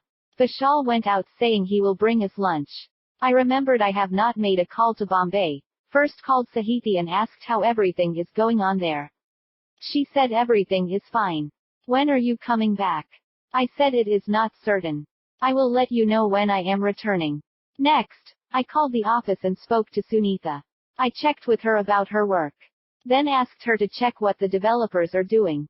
As Nandini is also not there, check if they are working or not. I will let her know when I will be back and cut the call. I asked, shall we go on a tour of the city? Last time I had come with Dimple we had made a tour of the city. Nandini did not have the tour. She said let us go. I asked Vishal to show Delhi. We came back after 8 p.m. I asked Nandini how is the trip. It is good. When shall we go to see the Taj Mahal? I said soon. When we find suitable time, we will go and visit. Vishal went away to bring dinner. I had a bath, wore a nightdress and had dinner, and lay on the bed with my book. I hoped to finish the book today. I don't know when I went to sleep reading the book. In the middle of the night, I woke from sleep. Nandini is sleeping beside me. She put her hand on me. That must be the reason I woke up. I turned to the other side and went back to sleep. When I woke up, Nandini is sleeping in her own bed. I thought about the middle of the night and it must be a dream. I sat down on the sofa with a coffee and a fag. Must be the smell of the fag. Vishal got up and asked for a fag. I gave him one and lit it. I asked him, will the madam will call us today? He said, I don't think she will have any work for us. Her family members will look after her affairs. When she gets the affairs on her hand, she may ask for help. I said I thought so. Finishing my coffee, I went to the bedroom, awoke Nandini by saying, get up, we will go visit Taj Mahal today. She said, yay Taj Mahal, and got up and went over to the bathroom. When she returned from the bathroom, I went for a bath and dressed, came and sat in the hall. Vishal already brought breakfast. Completed breakfast, I prepared tea and brought 3 cups to the hall and placed them on the table. I picked a cup, sat on the sofa. Completing her bath, Nandini came after dressing. I told her to have breakfast and be ready. We went over to Agra, spent the whole day there and returned after having our dinner in a restaurant. I had a bath, dressed and lay on the bed with a book. I drifted off to sleep. I woke up in the middle of the night. Nandini was sleeping beside me, turning to the other side. I woke her and told her to go her bed. We spend the next week like this, daily visiting the places near Delhi. We left in the morning and came back in the night. With the help of Vishal, Nandini got the beds attached. Still, I kept my physical distance from her. If she expected anything from me, she must be disappointed. In the morning, I prepared 3 cups of coffee and gave one to Vishal and took the other 2 to the bedroom. Woke up Nandini to take the coffee. I asked her, where shall we go today? She said, we will ask Vishal. I came out to ask Vishal, then the doorbell rang. I went and opened the door. It was Loveline's family driver. He asked me to come with him. It must mean for me to come alone. I told him to wait in the hall, went over to take bath. I dressed and had breakfast and went with the driver. He took me to the CM's PA and left me with him. He told me to wait in the long. I must have waited for 5 minutes. He came over and took me to meet CM. I told him sorry for what happened with Guru. He accepted my sympathies and said, you are aware of how Loveline is affected by all this. She wanted to return to Bombay. I am putting someone to look after the affairs of Guru. Now I am leaving her in your hands. Now Dhruv will be without a father also. It will be up to you to look after them from now onwards. Now I have got the other side house purchased. You get her office shifted there so it will be easier for her to look after the business. I said, what is the need for her? Business is looked after by my wife and another girl. I am sure there is no need for her to attend the office for the time being. He said, I have got the house. It is up to you two to decide how you want to use the house. I heard you got dogs now. Will they look after the premises? I said, they are now 6 months. I will be sending them for training, then they can look after all these houses. I have got gates between the houses for easy movement. If we keep the gates open, they make rounds of the houses. If we don't want them to move, we keep them locked. I have got barbed wire put on all the house walls. I am also thinking of putting some cameras around the property to check if anyone is moving suspiciously. I have strictly told neighbors not to entertain any newcomers for renting houses. If you want to have more security, I will have the house opposite rented and used for surveillance. He said, I don't think that much security is necessary, just look after her and Dhruv. I said, Dhruv is already playing with my kids, I will raise him as one of my kids. He said, I am sure you will look after him. Go and see Loveline and plan for returning to Bombay with her. I said thanks and came out of the room. The PA took me to a servant and handed me over, told him to take me to Loveline's room. He took me to her room, knocked on the door and let me into the room and closed the door behind. I stood inside the door. She must be expecting me to come. She came over, hugged me, and started crying. I caught her close and thought she must have been pushing her feelings inside for all these days. We stood like that for some time. She removed her hands from behind. I removed my hands. She caught my hand, took me to the crib where Dhruv is sleeping. I looked at him. He is sleeping facing down. I touched him on his back and backed out and sat on the bed. She said, I think father spoke to you regarding our going back to Bombay. I said yes. I will get them to book tickets for us. He was worried about me staying there alone. I have allayed his fears by saying you are always present there. I said he has given the 4th building beside your house. He wants us to have your office there. I said it is not necessary as Sahithi and Nishita are looking at the office and they are doing a good job. He said to use the house as you seem fit. I gave her the house papers to her. She said you keep the papers. We will decide what to do when we go to Bombay. I don't know what would I have done without you. At least one nightmare is behind me. I asked, do you mean Guru? She said yes. Father says he will get his affairs looked after by someone. I should not get into his business. I said that is correct. Let them look into his businesses. You have yours at Bombay. It will be enough for you to look after. Until Dhruv gets a little older, you keep to the works you can manage. She said I will get us tickets for tomorrow to go back. I said it is okay by me. I heard you have used your free time touring Delhi and surrounding places. I said I don't want to bore Nandini, so I took her to show all around Delhi. There is a knock on the door and a servant opened the door and said Vishal had come to pick up Mr. Kumar. I got up and said I will take your leave, we'll meet you tomorrow at airport. Came out of the house and got in the car, went back to the flat. Nandini asked what is this time. I said our work here is complete, we will return tomorrow back to Bombay. She asked what is in your hand. I said it is the property papers for the building next to Loveline's.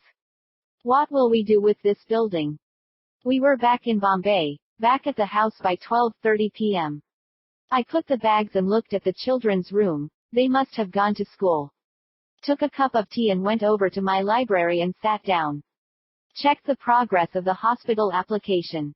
Nandini went over to her room. I will let her check once she is back in the office. I wanted to see the new house acquired by Loveline's father. I went over to the gate and knocked on it. He must have been informed about us. He opened the gate and said, "Come in, sir. You wanted to see the house." I said I would like to have a look at the house. I wanted to see what purpose we can use the house. It was quite different from other buildings. This would be quite good for an office. It has more room than other buildings. I thought if they shift Loveline's firm here they can save rent. I have to do something which will save rent and tax also. I came out of the building, asked the watchman who was looking after the cleaning of the premises. He said some lady comes over to clean up. I told him to tell her to come and meet me. He said okay. Then I went over to Loveline's house. The servant told me she is sitting on the backside. I went over there. She is playing with Dhruv. I took him in my hand and make some sounds and faces with him. Then I gave him back to her. I said the next building seems quite nice for an office. What I am proposing is that I will put these 3 buildings in a separate company with the 3 kids' names. We will pay the rent to them. You shift your firm here and pay them the rent for the office space. They will have something for their future and our firms can save some income tax. I will put Sneha's inheritance of 5 lakhs as the capital and you put 2.5 lakhs as Dhruv's capital and these 3 buildings will make up the company. We will see how we can manage the money of the company. Maybe we will purchase computers and give them for rent or some other business with the capital. She said sure, we will do that. I said the only thing I can't decide is about Lena. I have not received any information about her parents or guardians. Loveline said instead of 2.5 lakhs I will put up 5 lakhs in the company. You add Lena's name also in the company. I said I will do that. I went back to the office. First went and met Sunitha. She asked where you went away for so long. I said I was in Delhi. You know about Loveline's husband. After her affairs cleared we came back. She asked where is Nandini. She was with us in Delhi helping Loveline. Now the things are cleared and we got another building beside Loveline's house. I looked at it. It is good for an office space. Maybe they will shift Loveline's office here. I am planning something for the children with these buildings. I got up, kissed her on the cheek and came out and went to Mahira's cabin. I told her what I have done from the time I have gone to Hyderabad. Then my idea of starting a firm in the name of children, adding the 3 building and some capital to run the firm. I asked her if she would like to look after the new firm as an MD. She said she is happy to look after that. Next, I went over to the developer's cabin. I checked with them the progress of the work and I told them to keep the completed work ready for Nandini, who would be coming after some time. I went out of the office, lit a fag and sat on a bench. Sonu, Manu came running. I rubbed them and they ran away. I went to the house. I remembered I had to send them for training. I rang up the person who has sold me the dogs. He said there is Dog Training Institute in Juhu. I took the address and phone. No. I asked Chitty to serve me lunch. Finishing lunch, I called up the dog trainers and took them to their institute for training. I finished the procedures with them and they said come to pick up the dogs at 6 p.m. I went over to the factory. We had a chat about the Hyderabad and Delhi tour details. Then I told him about starting a firm in the kids' name, where we will be putting the building in their firm's name, and we are also putting up some cash as capital, which we would like to use for some businesses we want to do in the firm's name. I also informed him that I am putting Mahira for the MD's post for the firm. I said I want to see how she will develop the firm with the cash in her hand we are providing. I asked him where is Krishna. He said he is on the shop floor. I said you are making him work on the shop floor. He said he likes to supervise the work there. So, I let him work there. We were different. We like to work in the office. He is a little different that way. It is okay with me. I can work in the office and he looks after the shop floor. I said let us go for a fag. We got up and went down. Krishna, seeing me, came over. I told him to come with us and we went by car to the pawn shop, where we got the fags and stood smoking. I asked Krishna how the work is going on. He said nice going on.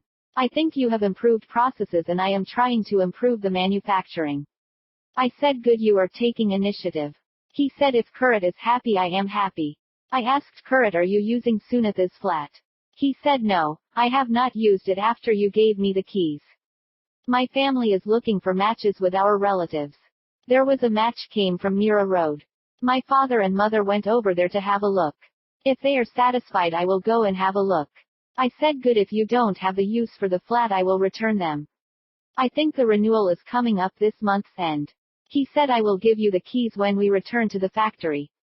I collected the keys. While returning back I visited the flat and asked the watchman to separate our household items. Then I will come and check what to do with those items. I gave him the keys. As the renewal is coming up I will not renew the house for rent. On the way, I stopped at the Shaka Pramukh's office and inquired about Leena's parents. He said they have done all they could do to find her parents. Nothing can be found about them. I said I will keep her with me. She has mixed with our kids even though they are a year older than her. I returned home. The children returned from their school. I went and inquired how they are studying and things like that. They asked where are the dogs. I said I took them to give training. I will go and get them back. If they want they can come with me to look at their training. They said they wanted to come. I asked Chitty to bring them to go to Dogs Training Center. First get me a cup of tea. After having tea, we went over to the dog center. The kids looked at dogs getting trained. We collected Sonu. Manu returned home. I went over to the library and sat there looking at the documents updated in the server. Sunitha came over and sat on the opposite chair. I looked up and asked her how the work is going on. Did she have any new orders? She said she is following up on some clients. How the salesmen are working I asked. She said they are in a better position with interior designing than software. I said I know software is new to the country. We have to make them understand the advantages of using the software. Maybe a shortage of hardware might be one of the reasons. So, I am offering hardware renting with the software. We will see how this will pick up. Watchman informed that Sahithi and Nishita have returned from their office. I have told him to inform me when they returned. I said let us go to Sunitha and I went with them to the new house. I showed them the house and asked them how would it be used for their office space. Sahithi said it is good for office space, but what Loveleen says about that. I said go and speak with her about that. Then we will discuss how to go about it. We went over to Loveline's house. I let them discuss shifting their offices and went over to our house. I went and sat in the library. After few moments Sunitha also came over. I asked her will it be advisable to shift offices here. Sunitha said the offices they have probably better offices than here. Here they have to remodel everything again. We should use the house for some other purposes. We sat discussing pros and cons of the shifting. Sahithi and Nishita came over. I asked them what have they decided about the shifting of the office. She said we don't have any time for preparing this house for office purposes now as we have much work pressure. What Loveline said I asked. She accepted our argument and said we will wait and see if we can get any free time to process the house. I said at present we don't have any other usage for the house, at least make the house ready for occupation. We will see what we should do about the house. The three of them got up and went away. I started preparing documentation for starting a new company in the name of kids. I called up the CA about filing for the new company and I said I will come over and hand the documents for submitting. With the 4 kids' first names I decided to name the company Lard's Associates. I printed the documents and took them to Loveline's for signatures. I explained to her how I named the company's name and took the signatures, went back to the library, put them in a folder, and put them in a cupboard. Chitty came and called for dinner. I told her I coming over and she went away.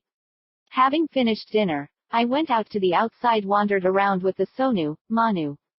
Finishing my fag, I came back to the house. I went and sat in the library, picked a book and started reading it. I must have dozed off when Sahithi came and told me to come to bed. I got up, put down the book, went to bedroom. I asked Sahithi did she take the medicines. She said yes. I fell on the bed and went to sleep. When I got up it is around 6:30. I went to the bathroom, brushed, and went to the kitchen. No one seemed to have got up. I prepared myself a cup of coffee, went to the library and sat down. What are my today's works? I have to go to meet CA. Check the hospital software progress. Take Sonu, Manu to training. I need an office boy for the outside work. I called Kurat and asked for Krishna. He said Krishna had not come as there is a film shooting going on in Bacola. I said where is the place for shootings in Bacola? He said his friend's house compound they are using for shooting. Okay, I said. Cut the call and called Shaka Pramukh. I asked him I heard there is a movie shooting going on in Bacola. He said in the next society there is a movie shooting is going on. Sanjay Dutt is the hero in the movie. So, did you call for this? I said no, I wanted an office boy for us. I called Krishna, they said he had not come because of the shooting. He said yay, he must have gone to watch the shooting. I will check if anyone is available to work. I cut the call. If they are having movie shooting in the nearby society means where Sahithi used to go for typewriting. It has 4 buildings on all sides and open space in the middle. If they can use that area for movie shootings, why can't we use our buildings for movie shootings? Will the new house suitable for movie shooting? I think we should shift to that building, then we can use our building for shootings. First, I have to find out if they are willing to use the bungalows for film shootings. I have to give this work to Mahira. I got up, went to the bathroom for a bath, dressed and came to the dining hall. Completing breakfast, collected the papers for CA and took Sonu, Manu and dropped them at the training center, and went over to CA's office. Submitted the papers and asked them to prepare the firm to offer a wide range of businesses. Because we have not decided what kind of business we are going to run under this firm. At present we want to rent our buildings under this firm. Completing formalities, came back to the office. I went over to Mahira's cabin, informed her about the registering company and my thought about renting the bungalows for the purpose of movie shooting. She said she will inquire about that with some known people. I called Kurat and inquired about Krishna. He said he had come to the factory. I told him to inquire about an office boy for us, and also to inquire about renting our bungalows for renting for movie shootings. He said when he comes up he will get him to give me a call. I cut the call, went over to Sunitha's cabin. I told her about registering for a new firm in the name of children. As we did not have any news about Leena's parents, I decided to include her in the firm's beneficiaries. I want her to have equal rights as other children, and Loveleen also accepted my outlook on this, and she is ready to put capital in her name also. Sunitha asked, why did you not come last night? I said I dozed off to sleep and did not wake up until the morning. She said it's okay, you must have been tired. I got up from there, went over to the developer's cabin. They were almost at the completing stage of the project. I asked about Nandini. They said they have not seen her. She must be at the hospital. I said after completing the project, I want to check the application, and came over to my cabin. Prepared myself a cup of tea, sat down on the chair. Part 5. Kumar runs businesses. Chapter 1. The year 1994 January. Kumar. We completed the hospital project and implemented in the hospital. Nandini is looking at the implementation of the project in the hospital. She is in touch with the developers for making changes in the software. I have lost touch with her. The children's firm had taken a computer hardware dealership and are supplying systems to our clients. Mahira is in talks about giving the bungalows for rent. They were interested in our 2 bungalows where we are staying. After consultation with Loveleen, we decided to shift to the 4th house. Loveleen also expressed interest to come live with us in the house. As it has more rooms, I asked Sahithi to prepare the house into 2 parts for us to stay together. Sahithi's flat I gave to my brother to store his things there. He has closed his business and wants to shift his materials. Kirat's marriage is fixed for this summer. Now the children's birthday is coming up.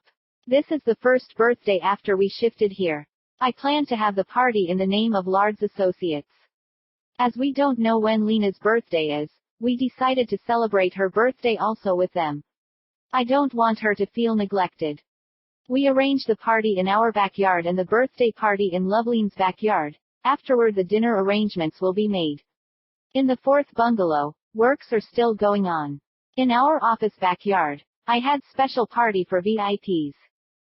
I had put up a screen with our hospital management software running on the screen.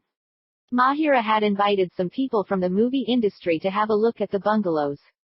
Kids firm's management is left to Mahira. We only ask to be informed about what decisions she is taking. Nandini came around 7:30 and I must have seen her after 2 months. I asked her, are you angry with me? She said, why I would be angry with you. I said I have not seen you for the last 2 months. She said, you know, I have been back with the hospital, managing the hospital work and software is a little tiring. I did not get time to ring you up. I said it's okay. At least you have come to this party. How is the hospital building going on at Hyderabad? She said in another 2 months building works would be complete. They have ordered equipments to be delivered after 3 months. I asked why after 3 months. It would take at least that much time for the deliveries. If we order them later they may ask for premium prices for them. So, we have ordered in advance. I asked how the finances are managed. She said at the present time they don't have much problem. We have to see when the hospital actually starts running. I said, remember, you can always approach me for any kind of help. She said, my father is confident you will come in an emergency to help out. So, he is not worried about the finances. I said, that's all I want. Come, I will introduce you to the other hospital's management. I took her to the office backyard where the party is arranged for the clients. I introduced her as the architect of our hospital management software. She had done her hospital management in the USA. After hearing the words, the USA, they all started showing interest in her and started asking her a variety of questions about hospital management and software. I let her deal with them and went over to Mahira's guests. One of them asked, you seems to still live here. How can you give for rent? I said we have already making arrangements in the 4th house for living, and then these 2 houses are available for rent. Our offices are also available for renting office setup. We are only using part of the bungalow for our offices. The 4th building is closed now because works are going on. You can come after a week to have a look at these houses. We also have 2 dogs to look after the buildings. They have just completed training. We have to restrain them for the party. I asked Mahira, where is Sunitha? I have not seen her. She said, I also have not seen her. I went inside the house and went to her room. She sat on her bed ready. I asked her, why did you not come to the party? She said I am feeling ashamed to meet your family. I said why you should be ashamed. You did not want to marry, that's all. Come and meet them, they don't have anything against you. Come and took her hand, took her to the backyard of Loveline's house where all the family members were sitting. I took her to my father and said, you remember Sunitha? He said, where have you disappeared? We heard what happened to you. You are very lucky. What are you doing now? She said, I am looking after the firm as operations director. He said, oh, impressive designation. I said she has impressive work also. She is looking after the sales for the two firms. Our software and Loveline's interior designing firm also. I called Mahira and introduced her, and she is working as MD for the kids firm. What is this kids firm? I said I transferred these bungalows to kids firm and we are paying them rent for using them. Also, we have taken computer dealership and we are selling them through this firm. Mahira is looking after that firm. So, in a way the kids' future is in her hand. Father asked how many firms you are running now. I said only two, one is software development and the other is this kids firm. He said 4 bungalows in this area are a great achievement. How much time did it take for all these? 2 years. I said something like that. Sahiti's father came over and said, I never thought you could achieve all this in such a little time. I said your daughter is doing what she likes. I am happy for her. He said she did not seem like her former self. I said she is mentally disturbed in her previous company and she is getting treatment for that. She is better now. Sahiti's sister and brother-in-law just walked in. I said you are late. He said some problem at the work got me delayed. I said to him come and took him to the other building left with Krishna who is looking after the guests. Kurat came with his fiancée. He said she has to come from Mira Road, that is why delayed. I said you had come, that is enough. Take her to the other building where my family are there. He took her to Loveline's backyard. I checked over guests once more, returned to Loveline's backyard. Checked there and returned to the office backyard. Kurat left his fiancée with our family and came looking for me. I gave him a glass of whiskey and we sat down at a table. We chatted for some time. Nandini brought a client for hospital software. He was asking how we will go about implementing the software. I told him about how we will study the hospital working environment and make customizations accordingly. He asked some more questions to satisfy himself. I said if you want to see how they are working on the software, you can check with Nandini, she will arrange a tour of the hospital. He said he would like a tour of the hospital. I told Nandini to see how he would like to go about it. They both went away. Kurat said it seems hospital software would bring some good returns. I said it would certainly do that. We need more products like that. I gave him a fag and lit one in his. We silently smoked. Completing fag, we went to Loveline's backyard. I told him if he wants his wedding he can have it here, we got a good place. We put some items on the plate and sat at a table. Sunitha came with her plate and joined us. I recollected when she first came to the kid's birthday. How my brother was with her the whole time. Then how we sat and discussed Sneha's death and how it leads to her coming close to us. Kurat asked in a whisper, are you two still together? I said yes. He asked how are you managing? I said we are just managing. He and Mahira are the only people who know about me and Sunitha. Completing dinner, Kurat got up saying he had to drop her at Mira Road. I asked him how are you going? He said by train. I said I will drop them off at station. He said he had his bike. He will put the bike at the station, then they will proceed on the train. I said good luck to him and left him at the gate. At last, the party finished and the guests left one by one. I think we got one hospital software order. I went and checked that the children are already asleep. Caterers are clearing up the tables and dishes. I looked out for Krishna. He is busy giving instructions to the waiters. I called him and said to meet me before going away. He came over and asked what is it. I said I need a driver and office assistant. He said he will look and tell me. I went and sat in the library. I sat there for some time, got up, went to the bathroom, had a bath, changed into nightwear and lay on the bed. Kid's birthday always brings Sneha's memories up front. I could not get sleep with all the memories flooding my mind. I looked beside me. Sahiti is in sound sleep. I got up and tiptoed to Sunitha's room. I knocked lightly on the door. Sunitha opened the door, let me in and closed the door. She said I thought you would not come tonight. I said I am not getting sleep. So I came over. She took a bottle from the cupboard, poured me a drink and gave it to me. I sipped the drink. It is 4 years since I first saw her on kid's birthday. I said you are not taking care of yourself. She asked why do you say that? I said you have become dull. You were not like this when you were working on airlines. She said yes, for the last year I have been ignoring to look after myself. There was a knock on the door. Sunitha went and opened the door. It is Sahithi. Sunitha asked what happened. Sahithi said I am looking for Kumar. She said to me what are doing here? I showed my glass and said having a peg. She said come and sleep. I said let me finish this, I am coming. She went away. Sunitha asked why did she come here looking for you? I said I don't know, I will come later and went to the bedroom. Sahithi asked why did you go there? I said I had remembered I had to discuss something with Sunitha, so I went over there. She asked why are you disturbing her at this hour? I said I wanted a peg so I went over to her. If she did not have some, I would have gone to Loveline's. Sometimes I get ideas in the middle of the night. I go there to discuss the ideas with her. She keeps a bottle for me there. She pours me one and we discuss the matters. Sahithi asked what is so urgent you want to discuss in the middle of the night. I said it has something to do with you. As your medicines are not having any effect, I want her to go to Godrej and offer to develop software for them. She asked how getting a software project will help me. I want to fix your manager if we get a chance. I will send both Sunitha and Mahira for that. I have to discuss this in the morning. Please remind me, and turned aside and closed my eyes. I got up in the morning, made 2 cups of coffee and took it to Sunitha's room. I explained her what I had spoken with Sahithi about coming to her room. Completing our coffee, I took the cups into the kitchen, placed them on the sink.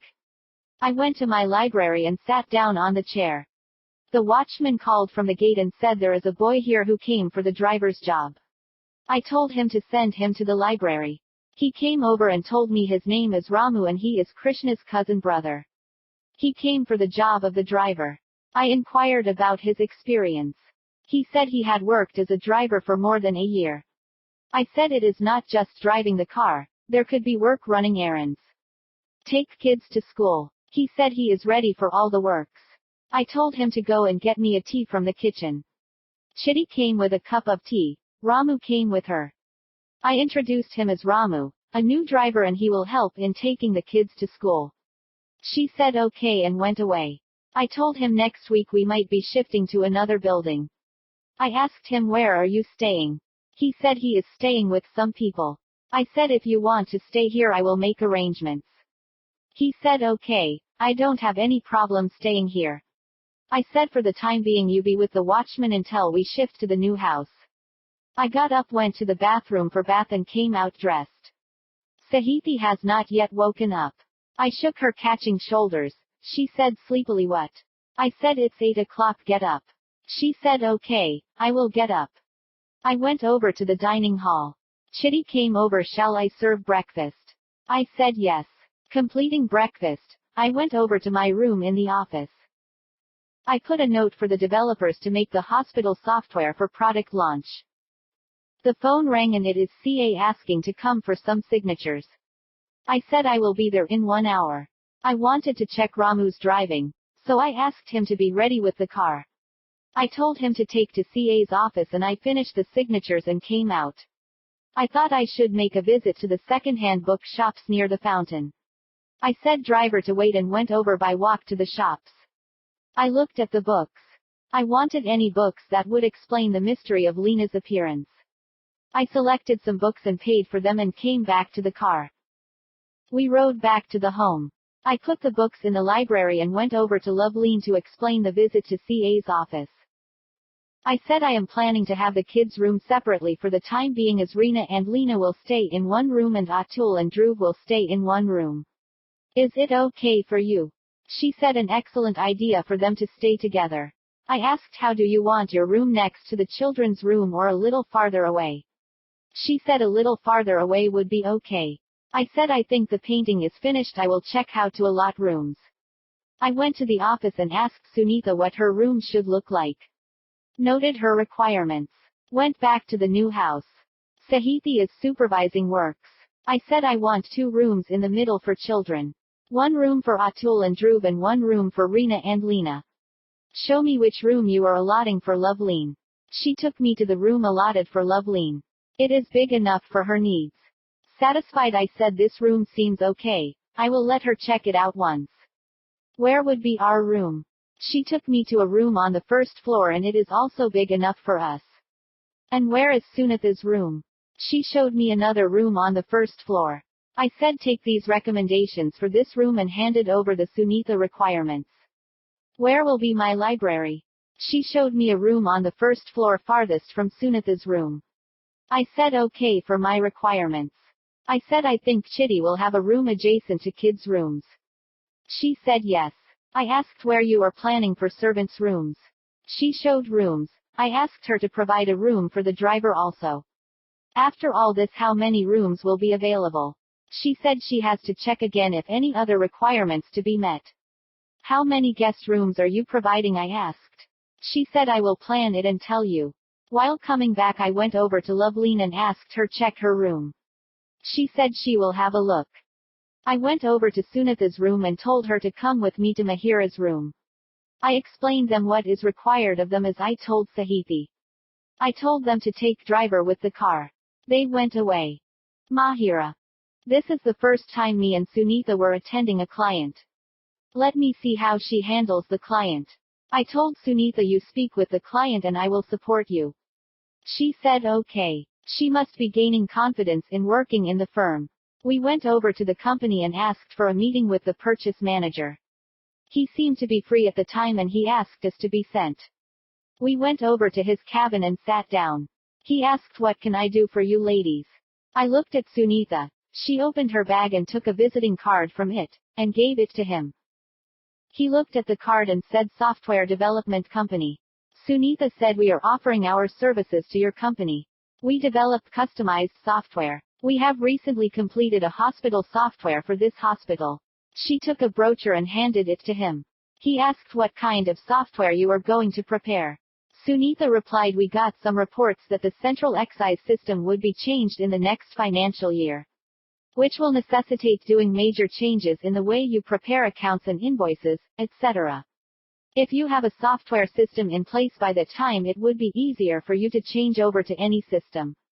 He asked, how do you know the systems will be changed in the next financial year? I wanted to ask the same question, but I did not want to ask in front of the client. Sunitha replied, we have political connections in Delhi. We just received this news. She turned to me and said, morning, Kumar got the information from Delhi. She turned to purchase manager. He asked, who is Kumar? She said he is our MD. He looked at the card and said, I heard the name before and thought for a minute and said, is he Sahithi's husband?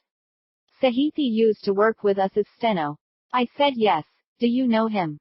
I think he took her to some other firm and made her manager there. I said yes. It is an interior designing firm. Sunitha is handling that firm's marketing also. He said, we recently purchased a house and I am thinking of getting decorating done. Can you handle it? Sunitha said yes. We handle the interior decorating also. I take the orders and send them to visit the place and they offer suggestions based on that. The pricing is fixed. Give me your house address. I will send someone there.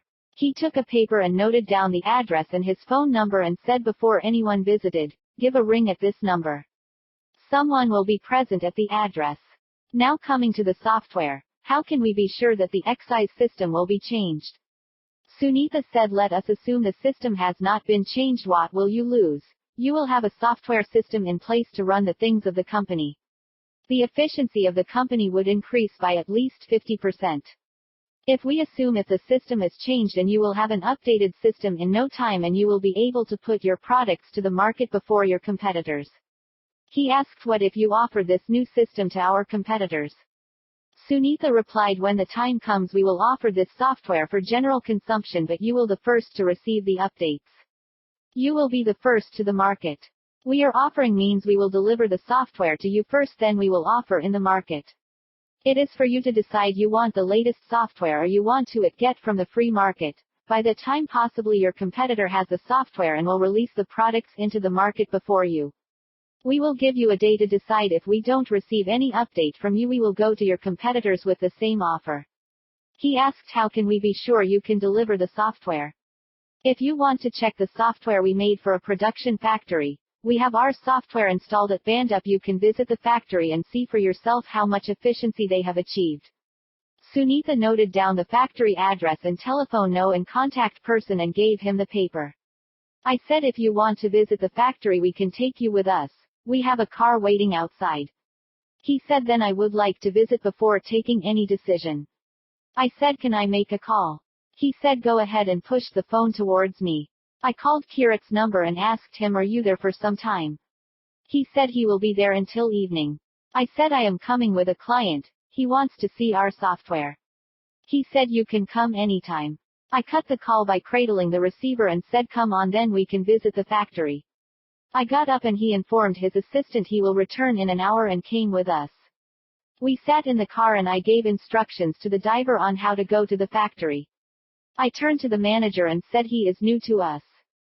We stopped outside the factory and instructed the driver to park the car. Seeing the car, Krishna came out and spoke to his brother. Mahira asked, is Kirat in his cabin? Krishna replied, yes. Mahira led the way to the cabin. Kirat showed the software workings and said, previously 2 of us used to run the factory. Now with the help of the software, I alone run it and have a lot of free time also. He asked, who developed this software? Mahira said, our MD has done this personally when he decided to change from factory manager to software development. He asked, did he worked here? Kirat replied, yes. He was working as a manager, then one day he decided he wanted to develop software and he built this system and went and started his software firm. We are all shareholders in this firm. He got up and said, okay, let us go. Mahira led him to the outside. After coming out, he said, I think we get our tins manufactured by them. At first, they were taking a lot of time delivering the tins after we ordered them. Nowadays they deliver them when we ask them for. Mahira said that is because of the software. It manages the schedules according to the clients. It seems it has its own mind. We dropped him at his offices. He said he will have a word with his MD and let us know. We said thanks and drove off. I turned to Sunitha. How does Kumar know about the change in the excise rules? He had a call in the morning from Delhi. They had discussed the same in budget meetings yesterday. If the new system is put in place, the excise duty paid on the input materials will be deducted from the manufactured goods excise duty to be paid. That means, take the example of this car. If the excise duty to be paid on this car is 50,000 and we purchased many parts and we paid 25,000 as excise duty, then we need to pay the government 25,000 as excise duty. For this purpose, they need software to track all the input items and calculate the duty. I said, if this system is brought up, it will revolutionize the way businesses run. Sunitha said, it will also create headaches to calculate the duties to be paid. That is why we need software. Kumar. Pauline rang me up and said there is a call for Sunitha from Godrej. I said, they have not come back from the company yet. Give me the call, I will speak. She gave me the call and I said, hello, what can I do for you, sir? He said, Sunitha and Mahira have just visited us about software development. I said, they must be on the way. They have not yet reached our offices. He said, are you Kumar speaking? I said, yes. He said, I wanted to speak to you only. I had spoken with our MD and he wants to meet you immediately. Can you come over? I said, as soon as Sunitha and Mahira reach the office, I will leave from here. He said okay and cut the call. I rang up the watchman and told him to send Sunitha and Mahira when they return. When the watchman called, they have arrived. I told him to send them to my house. I am coming. I went and took them to dining room and asked Chitty to serve lunch. While having lunch, we have discussed what has transcribed in the visit. I told them about the call from the manager. I said he has called me to come there. After completing lunch, I asked Sunitha to accompany me to the company. We both went over to Godrej. Purchase manager took us to their MD. We all sat down and the MD asked, what have you told our manager? I looked at Sunitha. She said, we offered to develop software for you. MD asked, what is this talk about having a new central excise policy? She said, I have given him a hint of new central excise rules coming up in the next financial year. MD looked at me. I said it is true there is a talk of changing the central excise rules. He asked what is going to be changed. I looked at Sunitha to give a reply. She said, let me tell you what I have understood. You will get input credit for the central excise duty paid on the inputs. He asked how will it work. She said to say you are selling 100 packs of toothpaste on which you have to pay 500 rupees as central excise. You had paid central excise of 200 on the inputs. So, you need to pay only 300 rupees as central excise. He looked at me as if this was true. I said it would work something like that. He asked how did you know about this? I said yesterday they had a budget meeting, on which they discussed this possibility. It has been approved for inclusion in this year's budget proposals. He asked who has informed you about this. I said we have sources in the ministry. We are always informed about the changes in this kind of thing. But how would they inform you? I said this should not go out of this room. Haryana CM's daughter is one of the partners in the firm. He said I read somewhere her husband was murdered outside his house. I said yes, it was her husband. He asked what is her name. I said her name is Loveleen. He asked where is she now. I said in Mumbai only. We have houses side by side. Our office is also there. Next week we are having a housewarming ceremony. You should come. He said I will certainly come. He said about this change of the rules, how certain are you? I said 95% chance of they are going ahead with this. I heard they have finalized going ahead with this. He looked at the purchase manager. He said we should go ahead with the software. Even if the changes are not done, we need the software to improve our efficiency. I checked their software. Everything is automated. If we can make it a success, we might reduce staff in the future. They also supply the computers. They have a sister concern for that. I said we have a dealership for computers. We are supplying the computers with our software compatible with the software. MD said you prepare a proposal and submit. We will look into that. I said when the time comes, we will sell the software in the market, but we will remove items specific to your company.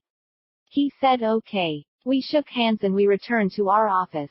I said you have done a good job with them. I think it is the first time you meeting the clients. She said I have been meeting the clients for interior decoration, but this is the first time I met a client for software development. Mahira let me handle the client. I said good. Come, we will have tea and sit down to prepare an offer letter. I prepared 2 cups of tea and placed them on the table. I told Sunitha to prepare an offer letter. I turned the monitor and gave her the keyboard. I opened a format for an offer letter and let her prepare. I sat there looking at her working. I got up, said I will be back, and went to Mahira's room. She got up and came out and we went down to the backyard where we normally smoke. I gave her one and took one fag and lit both. I said Sunitha is preparing offer letter, please check it once. Sunitha. In the meeting with the client, both Mahira and Kumar let me handle the client. In the meeting with the MD, Kumar let me explain the details to him. He only interjected with their MD asked him direct questions. Now he has left me to do the offer letter. He seems to have confidence in my work. Now he must have gone out for a fag. I think he is smoking too much. But who am I to tell him that? Sahithi seems disinterested in him nowadays. Then why did she come to my room in the night looking for Kumar? Will she prevent him from coming to my room? He was away for 15 days. Will he come tonight? If he comes, will she follow him? Then how can we get away from her? Can we meet here? This room has all the facilities. Will she come over here? What will she do if she finds us in a compromising position? Kumar has taken her to the doctor and he gave her medicines. Still, there is no change in her. How long will this go on? I heard a sound and turned my head. Mahira and Kumar were back from their smoking. Mahira sat beside me and Kumar went and sat on his chair. I looked at Mahira. She nodded her head and said carry on. Both of them were discussing some business matters. I know Kumar removed the marketing division from her and gave it to me with her salesman. Now he has given her the new firm selling computers and renting the bungalows. It seems she found some movie people who are interested in renting these bungalows. These are in a very good location. Besides the beach and beautiful buildings. Now they are preparing the fourth building for residents and he told me we will shift there to reside there. He said they have allotted a room on the first floor. He said she is preparing another room on the first floor for his library. I can spend some time in the library. He also spends a lot of time there. I have to see who else gets room on the first floor. Completing the document, I said to Kumar, can you look at this? Mahira said I will have a look first. I gave the keyboard to her to check the document. She made small corrections and passed on the keyboard to Kumar. Kumar turned the monitor to his side, started going through the document. Finally, he said it is okay and closed the document. He said to print it, send it to the purchase manager. I looked at the time. It is 4 p.m. I said we still have time for sending the documents. I printed it and signed and called the driver to take the envelope to the purchase manager. He went away. I said you have done a good thing by appointing a driver. We can save a lot of time going and coming. Mahira said if they accept the offer letter then we have to prepare cost estimates for the software. Then we have to check their computer requirements. I think it would be substantial. If we had the dealership then, we could have got good sales to the courier company. Kumar said we got a good commission on the sale of the computers to them. From that only I got the idea to take dealership of the computers. Mahira said if we get this order we might have to appoint hardware guys to install the systems. Kumar got up to prepare tea. He brought 3 cups of tea and placed them on the table. We each took a cup, started to sip. He took some biscuits and placed them on the table. After shifting over here, I don't have to worry about food. Everything is readily available. Breakfast, lunch, and dinner are served on time. Tea and coffee are available whenever required. Only thing is that we could not meet as expected. I thought Kumar would come to my room regularly. It is not happening. Last night he had come, but Sahithi came looking for him. Luckily, he was having a drink. Otherwise I had to hide him and tell her he is not here. Next time she would come directly to my room looking for him. Can we look for another room? Still she would come looking for me. It is not advisable. He said she is taking sleeping pills. Then why did she not go to sleep? Did she stop taking them when he had gone on tour? I can't understand her. Now he has arranged for a driver. Now I can go and visit clients like today. I think he would like me to handle clients. Did he have a fear of meeting clients? I don't think so. He speaks with so much confidence. I have to learn to be that confident with the clients. I have to speak as if we are not going to lose anything, if at all losers will be the client. This kind of attitude I have to maintain. I have seen the results today. Before we could reach the office, the purchase manager has met his boss and called us back. I thought I could do nothing else except being an air hostess. Kumar has shown me a way. If I put my mind to it I could do anything. He has given me this opportunity over Mahira, who is an experienced marketing professional. He has given her a totally different post of looking after the kids' firm. Maybe he did find her not working to her capacity or not to his liking. At least I got elevation. I think our relationship has nothing to do with this. He recognizes talent. He brings out the hidden talent in people. How from a typist, Sahithi became a manager with Loveline's firm. He knew she could do that, so he had taken her to work with Loveline. When Loveline went to Delhi, she became the manager. After returning back she did not take back her position, she let her work. Is it Kumar's ingenuity or Loveline giving up her firm? I don't know. I think Loveline doesn't want to interfere in the working of the firm. That is why she let her take Nishita to assist Sahithi. Loveline is happy to look after Dhruv. Maybe her husband's death has something to do with this. She doesn't want to come out in public after her husband's death. That could be the reason she did not attend the party on Kid's birthday. Maybe she is waiting for 1 year to complete before coming out to the public. Maybe she will let them handle the firm. Maybe she will come work with one of the firms instead of going back to interior decoration. If she asks, Kumar might start a new firm for her. He is good at starting new firms. What is the need to start a firm in Kid's name? He did it to move profits from one company to another. He made the 3 companies one and more diverse for tax purposes. Loveline must have confidence in his abilities, otherwise who would let the profits move around companies? Loveline's firm has more expenses and most of the transactions are in cash. Our software business has only salaries and maybe depreciation of the equipment. Now he turned over the buildings to the kids' firm so that we will be paying rent to the firm, which is in a way to transfer our profits to the kids' firm. Mahira touched my shoulder and said, "Hey, are you sleeping?" I said no, I was thinking about how to go about it on Monday. How to do costing. Mahira said the costing we can decide after checking what they want to put in software. What departments did they want to cover? After checking their requirements, we need to calculate man hours and how much effort we need to put in, then we can calculate the cost. I said so we still have some time. I will be in my room. Mahira. Is Kumar giving Sunitha more importance, because she is sleeping with him? Or is she really talented?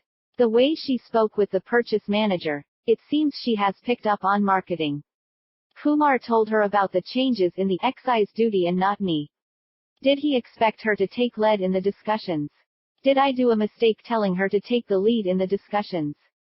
However, my firm would gain if we get this order from them. Supplying computers for the whole organization would be substantial billing. I have to start organizing the company for supplying the computers in time. I also need a hardware person to look after the installation of computers. Will the vendors offer their personnel for the installation? I have to check with Kumar what kind of software to be loaded in their systems. I said I am going home and got up and went away. Kumar. I went with Mahira to the gate and lighted a fag and stood there and smoked. Ramu returned on the car and parked inside. He came over and said he had handed over the papers to the purchase manager and he said he will let us know about them on Monday. I said it is okay. Did you have lunch? He said no. Go home and ask Chitty, she will serve you. Don't wait for this late. When you are hungry, go and ask Chitty. If you want tea or coffee, then our kitchen here is equipped for that. You can prepare and have it. He said okay and went to the house. I returned back to Sunitha's cabin. I went and sat in front of her in a chair. She looked up, smiled and continued with her work. I thought that smile is enough to drop anyone to her feet. Still, she is keeping with me. Is our bond so strong? She would not think about anyone else. Many times, she told me before her weekly off she would only think about me, to come to me and be with me. But she never asked for marriage. She would say being with you is enough for me. She never asked for kids. She would say your kids are mine, why do I need other kids? It is the same with Sahithi also. Why these two are scared of childbearing. Sahithi says she is scared because she saw her friend die from childbirth. What is Sunitha's problem? What she is scared of? Did she think her beauty would be affected from childbirth? I read somewhere about these kinds of ladies. Or is it something else? We never had spoken about that. Maybe because we are not married, these talks about kids have never came up. She lifted her head and asked what? I asked, did you ever think about kids? She said, what do I need kids for? I already had 2, now 3. I asked what? She said, I consider Atul, Reena, and Leena as my children. I never thought they are someone else's kids. I was surprised by her statement. I know in the beginning she used to visit for the kids. After getting herself a flat, she stopped coming to our house. Then her statement seemed surprising. After coming to stay with us, I have not seen her interact with them much. Now her words are surprising to me. Have I been missing something about her? Sunitha asked, what are you thinking? I said, recently I have not seen you interacting with the kids. How can you say these are your kids? She said, how can you say that after coming to live here I have always been looking out for them? I daily go and play with them for some time. You may not have observed it. I thought I should check with Chitty about this. Why talk about it without having full knowledge about this? I said I thought after getting the flat you were not visiting them, so you were not interested in the kids. She said, then I had very little time to spend with you. Where would I get time to go and meet the kids? You were my number 1 priority and kids were second. But they were also my priority. I know you have Chitty and Sahithi, look out for them. I like Reena out of the 3. Even I brought them some gifts recently. Whenever I get some time I go spend them with them. Now it has become easier for me. I asked, what do you think about Leena? I could not find any information about her. It is all very confusing. I even brought some book to study how this could be possible. At least she mixed with the other kids. She completed her work and printed it and closed the system. I asked her, does her work is completed? She said yes. Let us go. She took the printed papers and we came out of the office. I asked her, what is this? She said, leads for the interior decorations. Daily I print the leads and pass them in the evening. They take up the leads the next day. We went and sat in the hall. Sahithi and Nishita came after some time. She handed the material to her and said, send someone to the purchase manager, don't go yourself. Sahithi said, I will send Nishita. Sunitha said to send someone with her. Don't send her alone. She said okay. There is a phone number there, first give him a call, he will tell you when to come to the house. It is a newly constructed house and no one would be at the house. Sahithi said, thanks for the information. I felt they both are keeping the professional relationship. Chitty brought tea and placed it on the table in front of us. I picked a cup, started sipping it. Completing her tea, Sahithi went over to her room. Nishita and Sunitha started discussing her clients on her list. Sunitha was enquiring about the leads she had given previously. I let them work and went over to the library. I picked up the books I had brought and looked at them. One book is Chariots of Gods and the second book is Earth in Upheaval, Worlds in Collision, both by Dr. Emanuel Velikovsky. There are many other books by him. It seems someone collected these books and sold them off to the second-hand bookshop. I started reading them. They made interesting reading. I was reading the first book when Sunitha came over and she picked a book and started reading it. We were reading the books until Sahithi came over to announce dinner. I looked at the time, it is 9 p.m. I told Sunitha, let us have dinner and come. She put a bookmark and set aside the book she is reading. I put my book aside, went with her for dinner. After dinner, we started where we left off. We were reading until 12 midnight. Sahithi came over and asked, aren't you coming to sleep? I said, let me finish this chapter. Sunitha put aside the book and got up and went to her room. Seeing Sahithi still standing there, I said, I will have a fag and come, got up, and went outside. Seeing me, the dogs have come moving their tails. I rubbed them and they went away. In the nighttime we are leaving them outside with the gates between buildings open, so they can move freely around. They have a room built for them in the corner of the property, where they go away after making rounds of the property. Finishing my fag, I came back to the bedroom. Sahithi sitting on the bed. I asked, did she take her medicines? She asked, what were you doing? I said, you did see we were reading. I brought them when I went to CA's office. I was checking the books. You did not tell me about the medicines. She said, I took my medicines. I said, you seem to ignore taking the medicines. You were becoming your old self again. Let us go to the doctor tomorrow. She said, there is nothing wrong with me. I asked, then why are you behaving like this? She asked, how am I behaving? You were not sleeping, getting up in the middle of the night, becoming jealous, checking on me what I am doing. We are in a precarious position with the firm.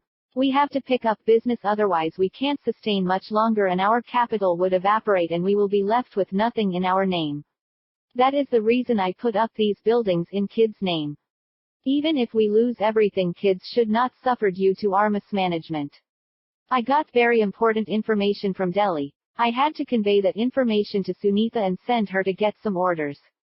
I think we have succeeded in presentation. We have to wait until Monday to receive any communication regarding this. If we get this order, our two firms will be up and running. She said, but we have bank balance in the firm's name. Why are you worried? I said that balance is because of our political affiliation. I don't know how long we can maintain that. If they gain power, we will be in green, and if they lose the power, we will be in red. So, we can't always depend on them for our firm. We had to get orders. Who have to up our ante to get orders. Nandini's hospital will start working in 6 months. I am sure we will get their order. But in the meantime we have to get other orders to keep up. We have such a big office space.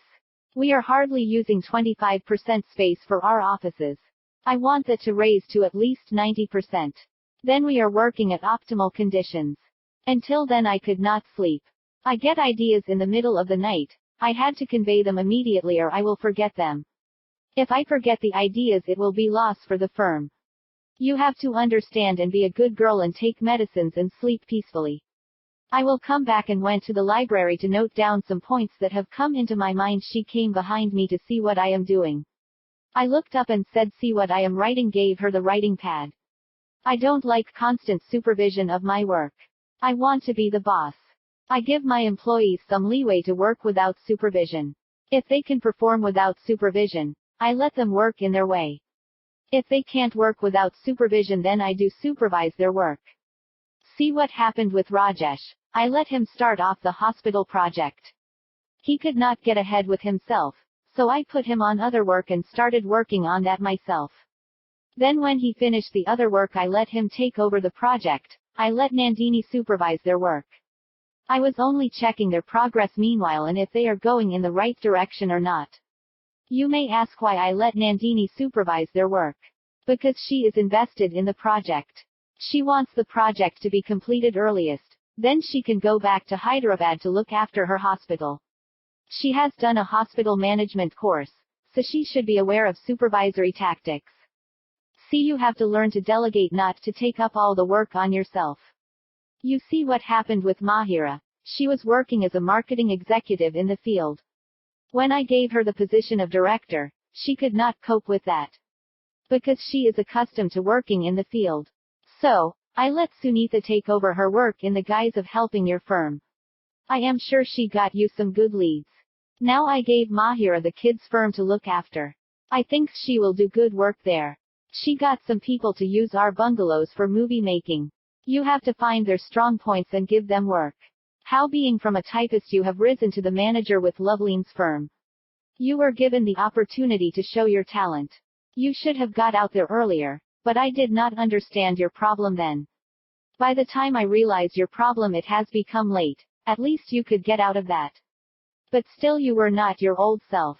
Where is that Sahithi, who made me the man I am today? If you had not done what you have done for me, where I would be. I will give you total credit for the position we are into. You only tell me if you have problem with this work. I will look something else for you. She said, I am comfortable with this work. I asked, tell me what you want me to do for you. She said nothing. I said, then go and sleep peacefully. I will complete this and come. She went away. I put the notes in a file and saved them. If the matter is for everyone, I would put the note in the server. I went back to the bedroom and Sahithi is waiting for me to get back. I sat on the bed and looked at her. I adjusted myself and sat with my back to the head of the bed and adjusted pillows behind my back. She asked, what am I doing wrong? I said, you think about what you are doing right. Automatically you will understand what you are doing wrong. She seemed to be thinking hard. I sat there and closed my eyes. She said, I am keeping you away. I opened my eyes and looked at her and asked why. She said, I don't understand myself. I waited for her to continue. But she did not say anything else. She seemed to be in two minds to tell or not. I called her to come near. She moved near me. I put my hand around her shoulder, pulled her to me. I caught her close to me. I woke up in a shudder. Sahithi is sleeping, putting her head on my chest. I moved her head and put it on a pillow. I got up and went to library, lit a fag and sat on the chair. I got up from the chair after finishing my fag, walked to Sunitha's room. On the way, looked at our bedroom. Sahithi is sleeping. I went to Sunitha's room and knocked lightly. She opened the door after a minute. I went in and she closed the door and locked it. She asked, do you want a peg? I said no. I went and sat on the bed. Sunitha came and stood near me. I pulled her to me and kissed her. I went back to the bedroom and laid on the bed. Sahithi asked sleepily, where did you go? I said, for a fag, and went back to sleep. I got up in the morning, went to the bathroom, brushed and went to the kitchen, prepared a cup of coffee and sat down in the hall. After finishing the coffee, I went out to have a fag. I lit a fag and the watchman, seeing me, came over and said, Loveline madam told me to tell you to come and meet her as soon as you get up. I said, what could be such an emergency? Went through the gate between the properties. Sonu, Manu came behind me. When I approached the door, I told them to sit down. They sat down calmly, looking at me. I patted them and rang the bell. A servant opened the door. I asked, why did madam called me to come? He said, I will call madam. She is waiting for you. She came and sat down on the sofa. She must have sent the servant to call him. Her father's PA came over and sat on the sofa opposite to me. I looked at Loveline. Why he is here. She said he came late at night, so I left a message with your watchman when he sees you to give you the message. I said you could have called me. Asked what can I do. The PA said we were in a problem with Guru's death. One group of the MLAs, who have not got any posts, are trying to malign the name of CM with the central leadership. I asked what are they doing. He said if he can't save his own son-in-law, what he can do with the state. This is their argument. I asked so what is the problem. He said if the central leadership comes to know about this, they will remove him from CM and appoint another CM. I said let me see. The group is alleging that he could not save the son-in-law. You put out a rumor that he has not tried to save him because he is punishing him for his misdeeds. Make this a small rumor and let it spread through the rank and file and see its effect. One way we are warning we will not let anyone go scot-free if they try anything with the ministry. Another point we are making is we will not leave anyone, even son-in-law, if he does something wrong. I think it will send a strong message to the party cadres. Let us see after a week how they are doing, then we will discuss further action. He asked will it not come back to bite in the back. I said let the rumor start from a small party member, who speaks under the influence of alcohol. Let another member validate the statement. Let it go from one person to another. By the time it reaches to press, the rumor would change its shape altogether. The person who started can always say he did not remember what he said under influence of alcohol. You need a trustworthy person for this. He said we have someone like that. I think Vishal would fit the bill to start this. He sits with the other drivers for drinking. He is trustworthy to start this. I said a good idea. He said I don't want to discuss this matter on phone, so I flew here in the evening. I will return to Delhi on the first flight. I said good luck and got up, went back to the house. When I entered the house, Sahithi asked me where did you go? I said someone came from Delhi on an urgent matter. I was discussing with him what to do. She asked did you complete the discussions? I said yes, I am going for a bath. I came and sat at the dining table for breakfast. Sahithi brought breakfast and put it in front of me. I said today is Sunday. I am free. What work you have? She said I am sending Nishita and another to purchase manager's new house. Possibly I will go and check the works going on at daughter. Here its neighbors have given an order for decoration. Then I will be back at the house. And check the works going on at the new bungalow. I said you seems to have full day work. I will be at my library. Hasn't Sunitha got up? Sahithi replied I gave her coffee and she is reading in her room. She caught your reading bug. I smiled and said I got her reading bug, not the other way.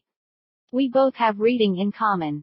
I said I want Loveline's room prepared first. She asked what is the urgency. I said there is a man from Delhi. He was talking about a problem in the party. He came for some advice.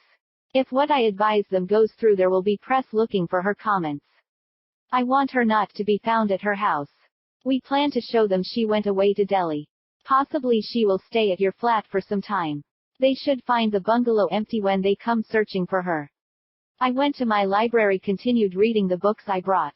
I was reading a book on the theory of multiple universes.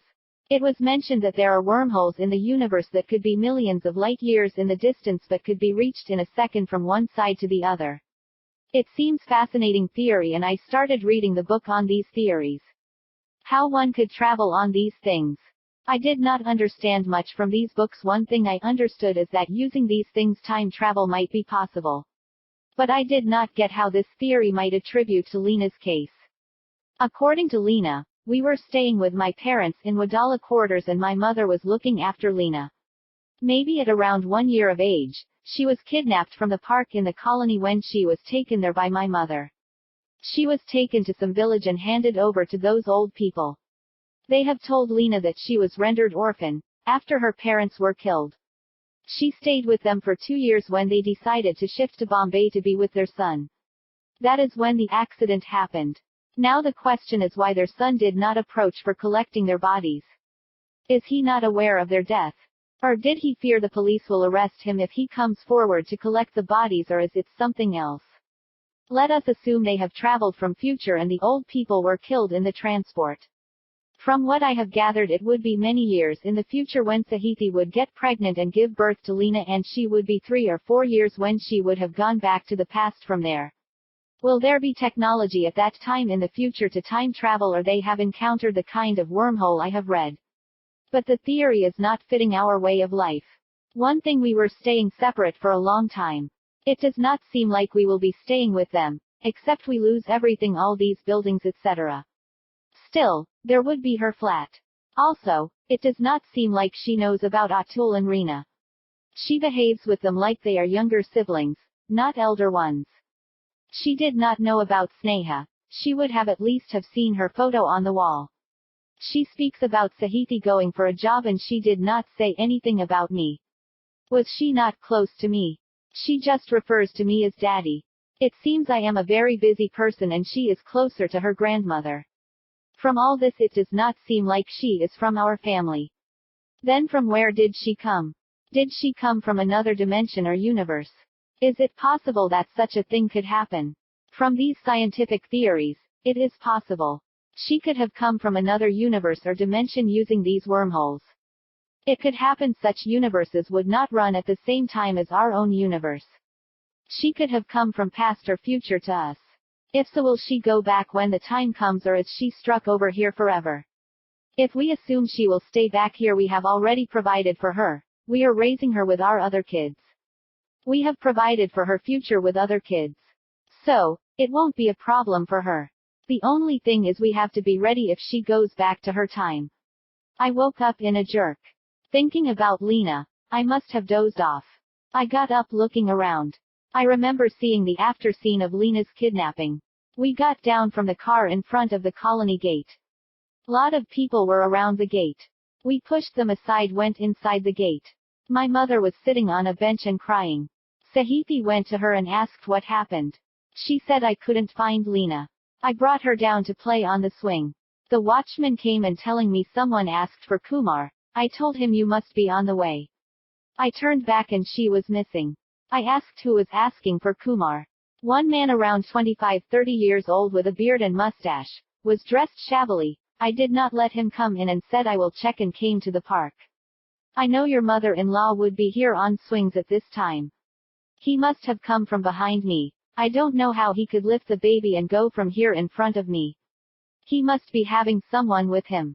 I came out of the reverie and thought, is the way Lena was kidnapped? From the watchman's words, my mother would bring Lena every day to play on the swings. That means she was staying with them in the colony. It seems we are also staying with them. So, it must be from an alternate universe. Will these feelings travel through the universes?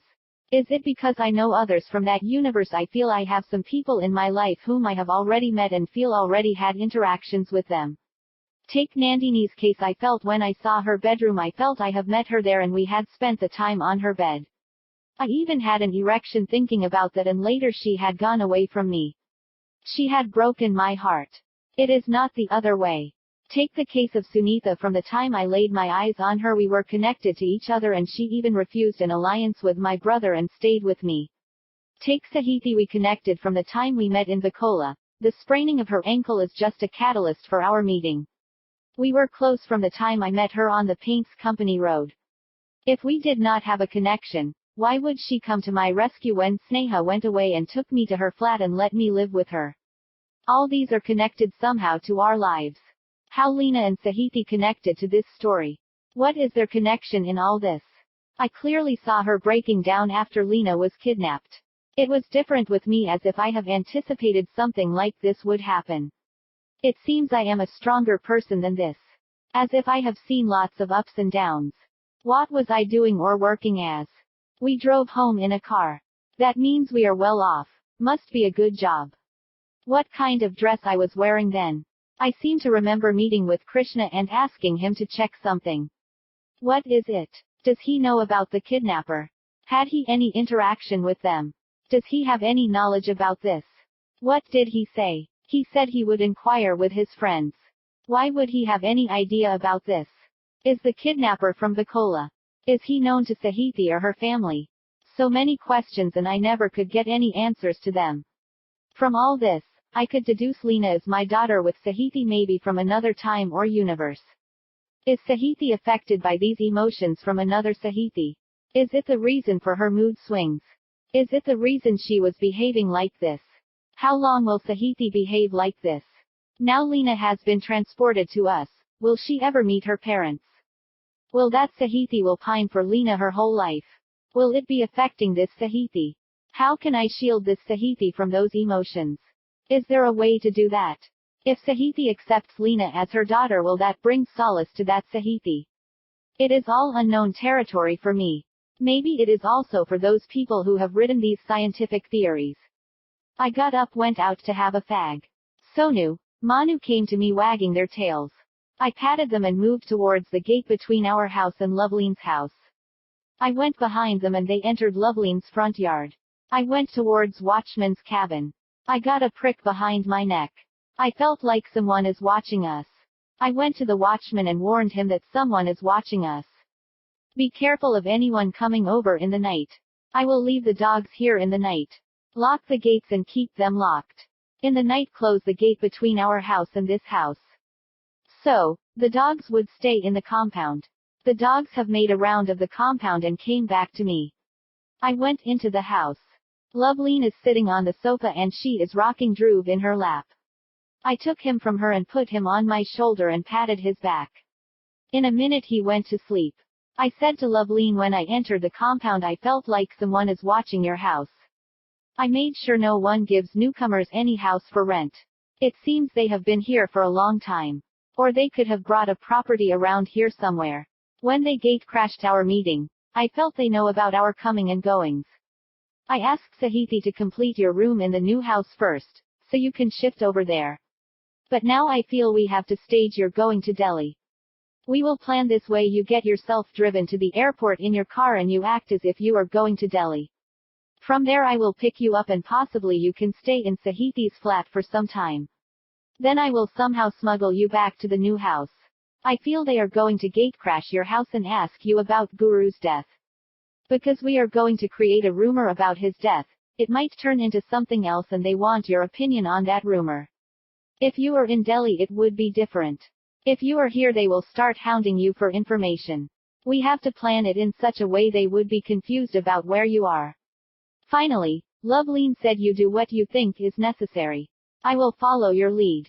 I gave Dhruv to her and came out of the house. I lit a fag, walked back to the house.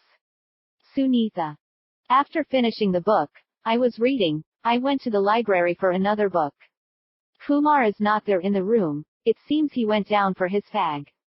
There is a book on the table. It seems he is reading it when he left the room. I lifted the book and looked at its summary. It is a scientific theory book on wormholes. I picked up the book and marked what he was reading and sat down and started reading from the beginning. I have read probably 10 pages when Kumar came into the room. He said, you are reading about wormholes.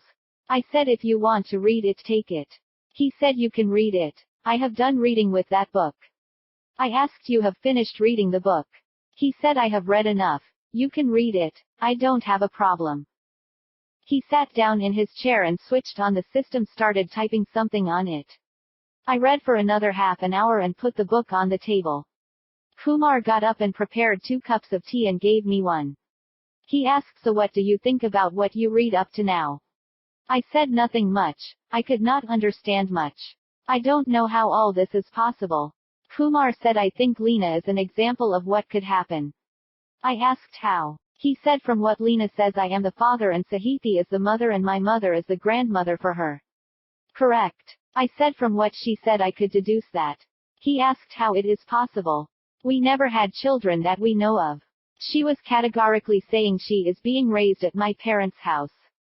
There seems to be no way that could happen, not in the foreseeable future. I said, correct. Let us assume Lena came here from another dimension or universe. All these could be possible. They're in another dimension. All these could be possible. That Kumar and Sahiti could be married and were living in his parents' house.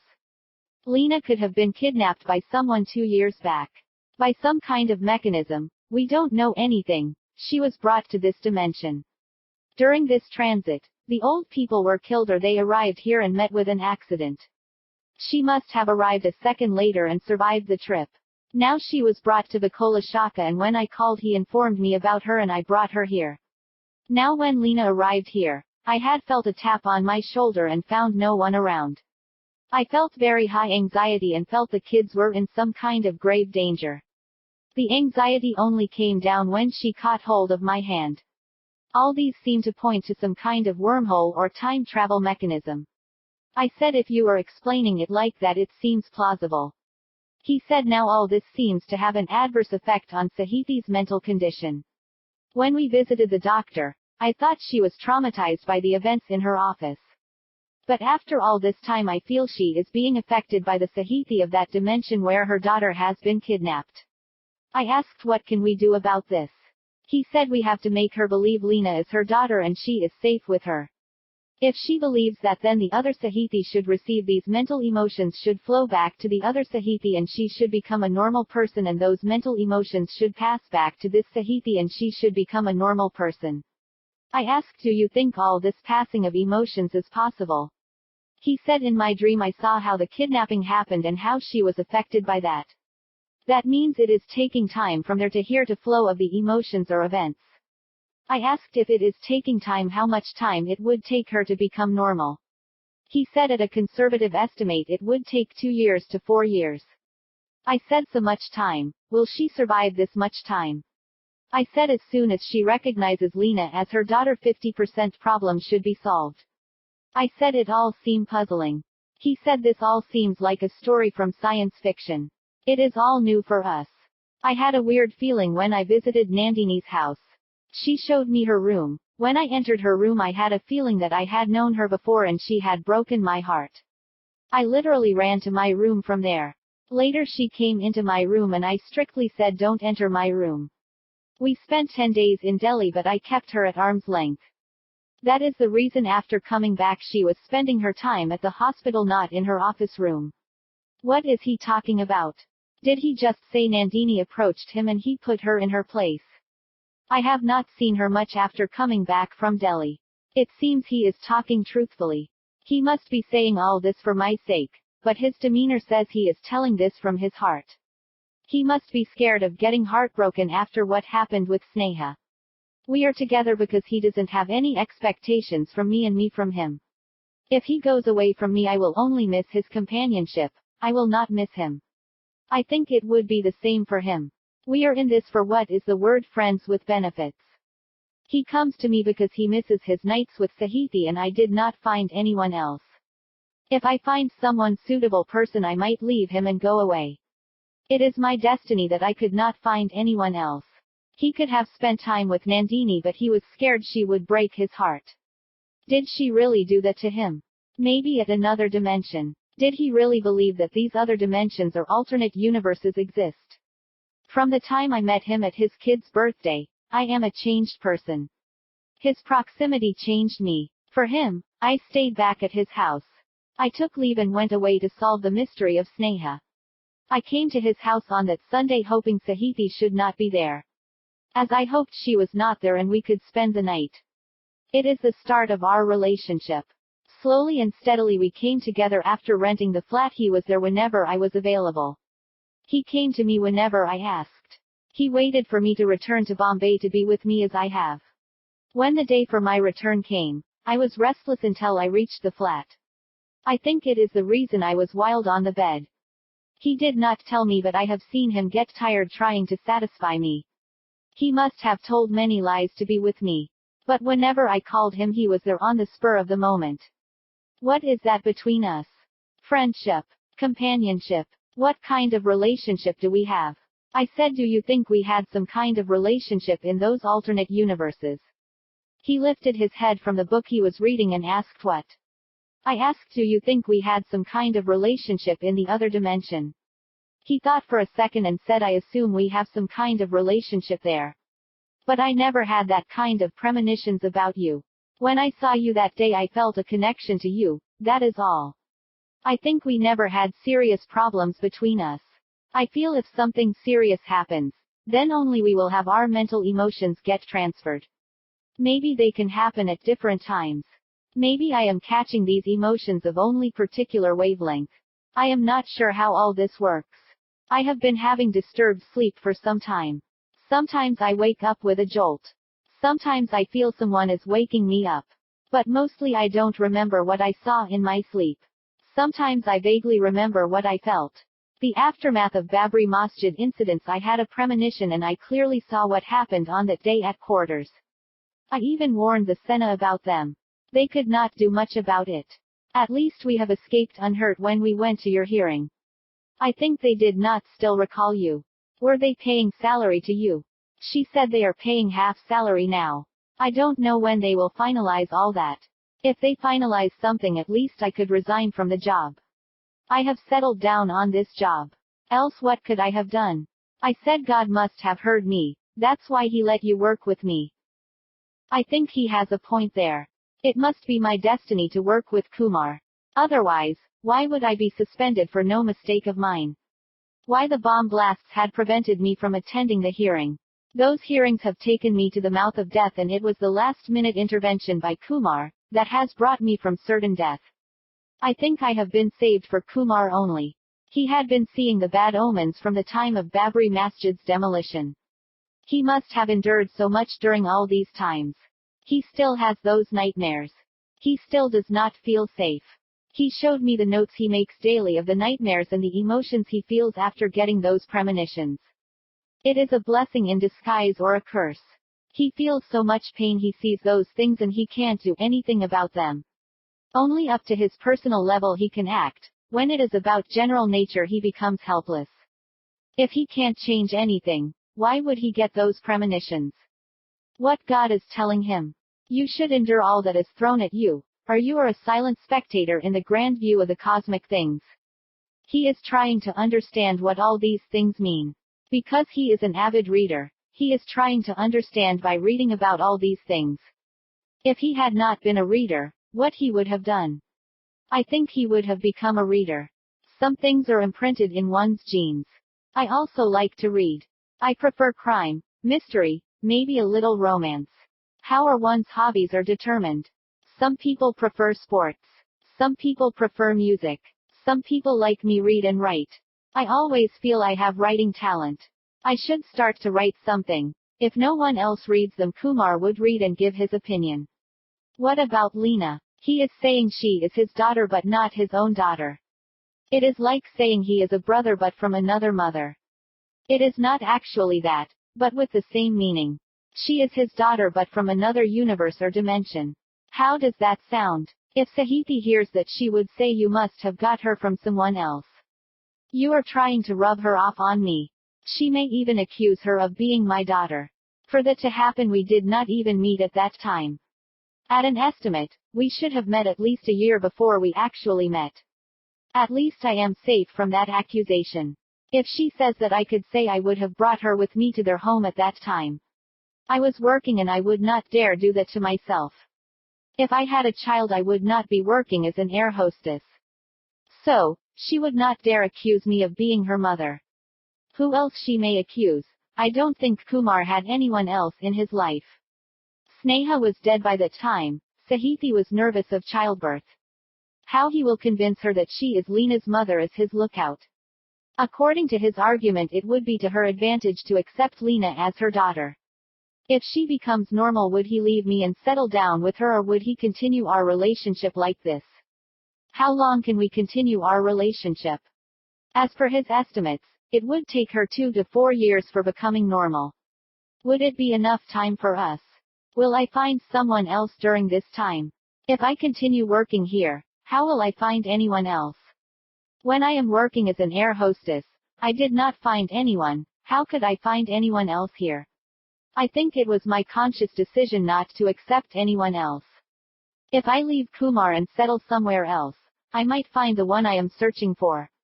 I did not let my parents choose anyone, giving my job as an excuse. If I give my approval, will they search for an alliance for me?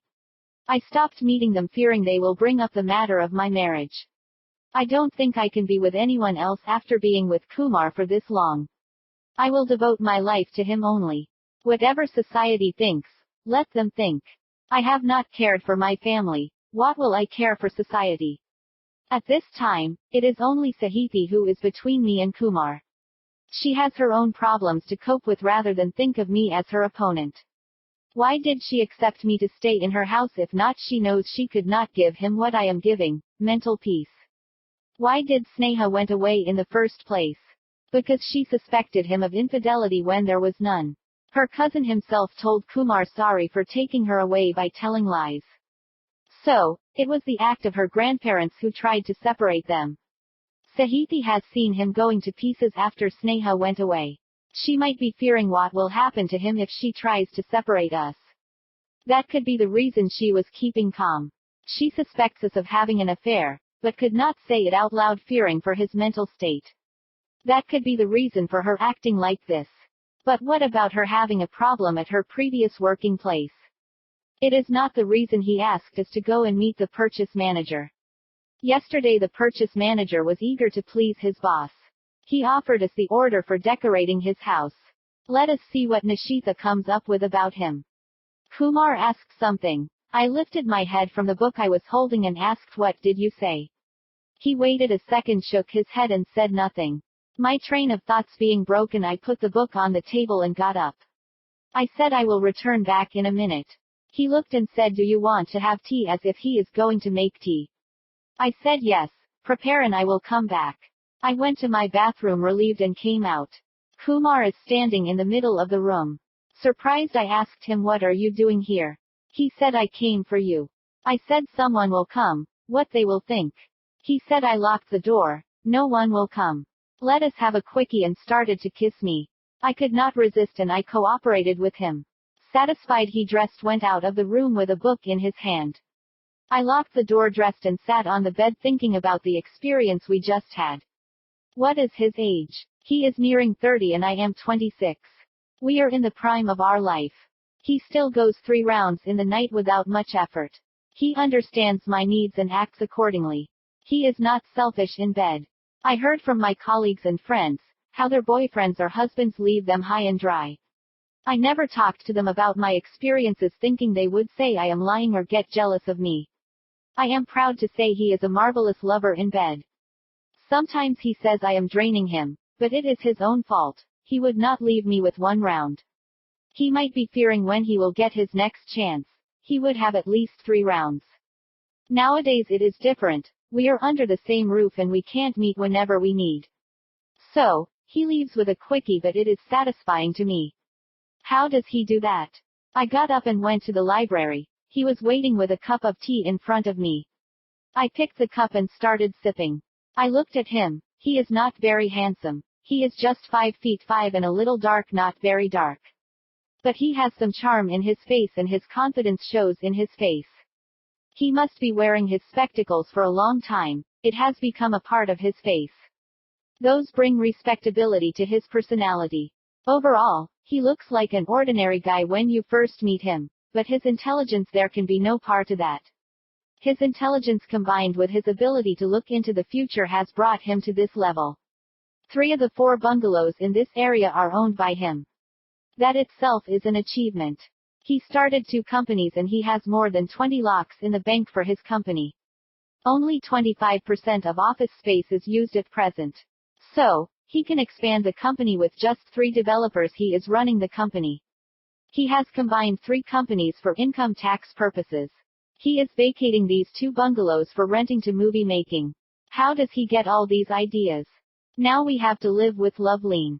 How did he convince her to shift to live with us? Or was it her idea to stay with us? I think she got her father to purchase the house for this purpose only. What will she achieve by coming to stay with us?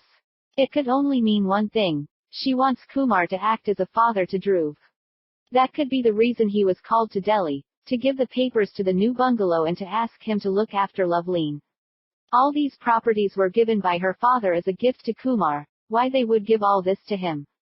What is his relation to them? Just for helping win elections? Would they do that? They must be in a desperate position to win the elections. Now they purchase these 4 buildings. Next, what they will do? I heard the next building belongs to Asha Parekh. Would she sell that? I don't think. Maybe they will look at properties opposite to us. Kumar was getting nervous about people spying from those buildings. He had warned those property owners not to rent it to newcomers. What if they are already brought those properties? What could he do? He already got Mr. D'Souza in his grip by offering his daughter a job to teach kids in Chitty. He offered him commission to get orders. He was giving leads. I had to calculate his commission and give him some money. Otherwise, he may think his leads are turning into orders and not get anything back and stop bringing in leads. Kumar said, if you have finished drinking tea, you can put the cup down. I put down the cup and looked at him. He is looking at me from the rim of his specs. I looked at him and a laugh escaped from me. He asked why are laughing. I said, when you look from the rim of specs, you seem funny.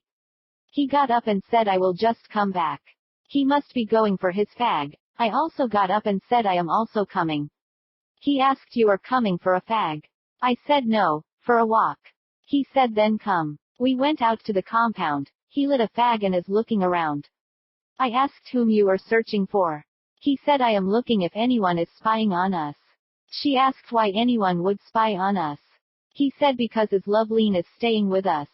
They must have seen CM's PA come and go. They would be thinking, why did he come? I asked him, why did he come?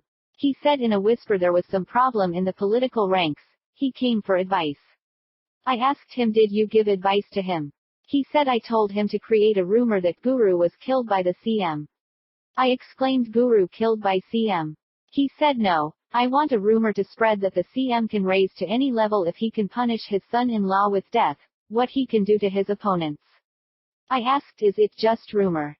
He said, just a rumor to scare his opponents, who wants to remove him from the CM's chair. I asked, where do you get these ideas? He said, I was following Guru from the time of our first Delhi visit. He is not a good man, but he was killed by the opposition party. It was his foolishness that got the opposition party's downfall.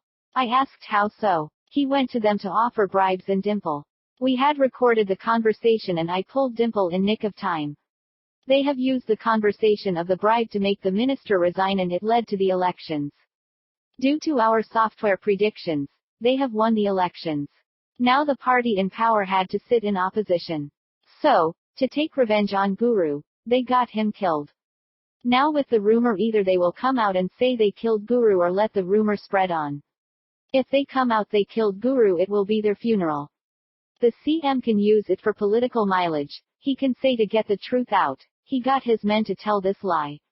If they let the rumor spread, then it will silence his distractors from coming out in the open for fear of their life. It is a double-edged sword. Heads we win and tails we win. The only thing I am fearing is that they might attack Loveline with journalists of TV crew. So, I want her to be shifted from here. I will plan for tomorrow to send her to Delhi. I asked, wouldn't be in Delhi might be more problematic. He said, it is just enactment. I want her to be shifted to Sahithi's flat. I kept the flat for this kind of emergency. I said, you always think about the future. He said, to keep ahead of one step, we have to look into the future and plan accordingly. I know you are intelligent, but I did not know you are a political person. He said, I am not a political person. I said, you may not work in the front, but you work in the background. You know how all this works out. Completing his fag, he threw the butt on the floor and snubbed with his chappal. He said, let us go inside. We went back to the library. On the way we looked into the kids' room. They all are sleeping. I looked out for Chitty. She is also sleeping with them. I looked at Kumar. He understood my look, turned towards my room. Kumar. Sunitha gives subtle hints. Seeing Chitty sleeping, she gave a hint we should head to her room once more. I was back to my old times when we used to spend time in her flat. We went to her room and we started to go slowly at it. We must have spent half an hour. Tired, we rolled out on the bed. I asked her, how is it? She replied, it was the best half an hour I spent with you. How do you do it? I said, it is all because of you. I am lucky to get a partner like you. Hope we will never get separated. She said, don't jinx it. I said, I will head to the library, got up, dressed and opened the door a little and looked around. No one is present. I opened the door, head to the library. On the way I looked into the kids' room. Chitty just sitting on the bed. Do you want anything, Anna? She asked. I said, I just looking for the kids. Ready, then we will go to the beach. She got up and woke the kids up saying, let us go to the beach. Atul asked, can we have ice cream? She said you can have anything you want. I went to the library and sat down. I picked up the phone, called Loveline and asked her, we are going to the beach with the kids. Do you want to come with us? She replied she will come. I said get ready and come to our house. I went back to Sunitha's room, knocked, and opened the door. She is sitting on the bed looking at the wall. I thought she must be thinking something. I asked, I am taking the kids to the beach, are you coming? She said yes. They can fit in the car as they can hold each a kid on their lap. I said then get ready and come to the kids' room. I went to our room, washed my face and changed and went to library, sat down. We have returned from beach after 8 p.m. Sahithi is in the hall going through some papers. I told Chitty to take the kids to their room and change. Sahithi asked did they need dinner. I said I think they will go to sleep. They had something at the beach. We brought you something to eat. I going to have a bath and change. Come after having your dinner. I will be in bedroom. I went, had a bath and dressed and sat on the bed with my back to the head. I picked the book from the nightstand and started reading. Sahithi came into the bedroom after half an hour. She went to the bathroom for a bath and came after changing. She came and sat beside me. I put the book aside and looked at her. I was in two minds to talk to her about Lena or not. Finally decided to tell her. I asked what do you think of Lena? She said what is there to think about her? She is like one of the kids. I said she is your own daughter. She asked what do you mean? I said I am telling you she is your own daughter. She asked how that can be possible. I said I think she was thrown from the future. She asked how that could be possible. I said I will tell you something, don't take tension. From what I gathered she will be born to you somewhere in the future. Maybe 2 to 3 years later. Not later than 1998. She will be kidnapped at the age of 1 by someone from Vakola. Why Vakola? I went to Krishna enquiring about the kidnapper. So, he must be from somewhere around your parents' place. I don't know what kind of enmity he had with you. He with his accomplice kidnaps Lena from Wadala Colony Park when my mother takes her to play on the swing. I think she was being raised by my mother because Chitty may not be in our lives anymore. She must have been married by the time. So, my mother takes her daily to the colony park to play on swings. One day someone kidnaps her from the park by diverting the attention of the watchman and my mother. She was taken to some village where his accomplice's parents live. They were some old people who raise her for 2 years. Due to some problem in their village, they decide to shift to Bombay to their son's place. When they landed in Bombay something happens and they land in this timeline.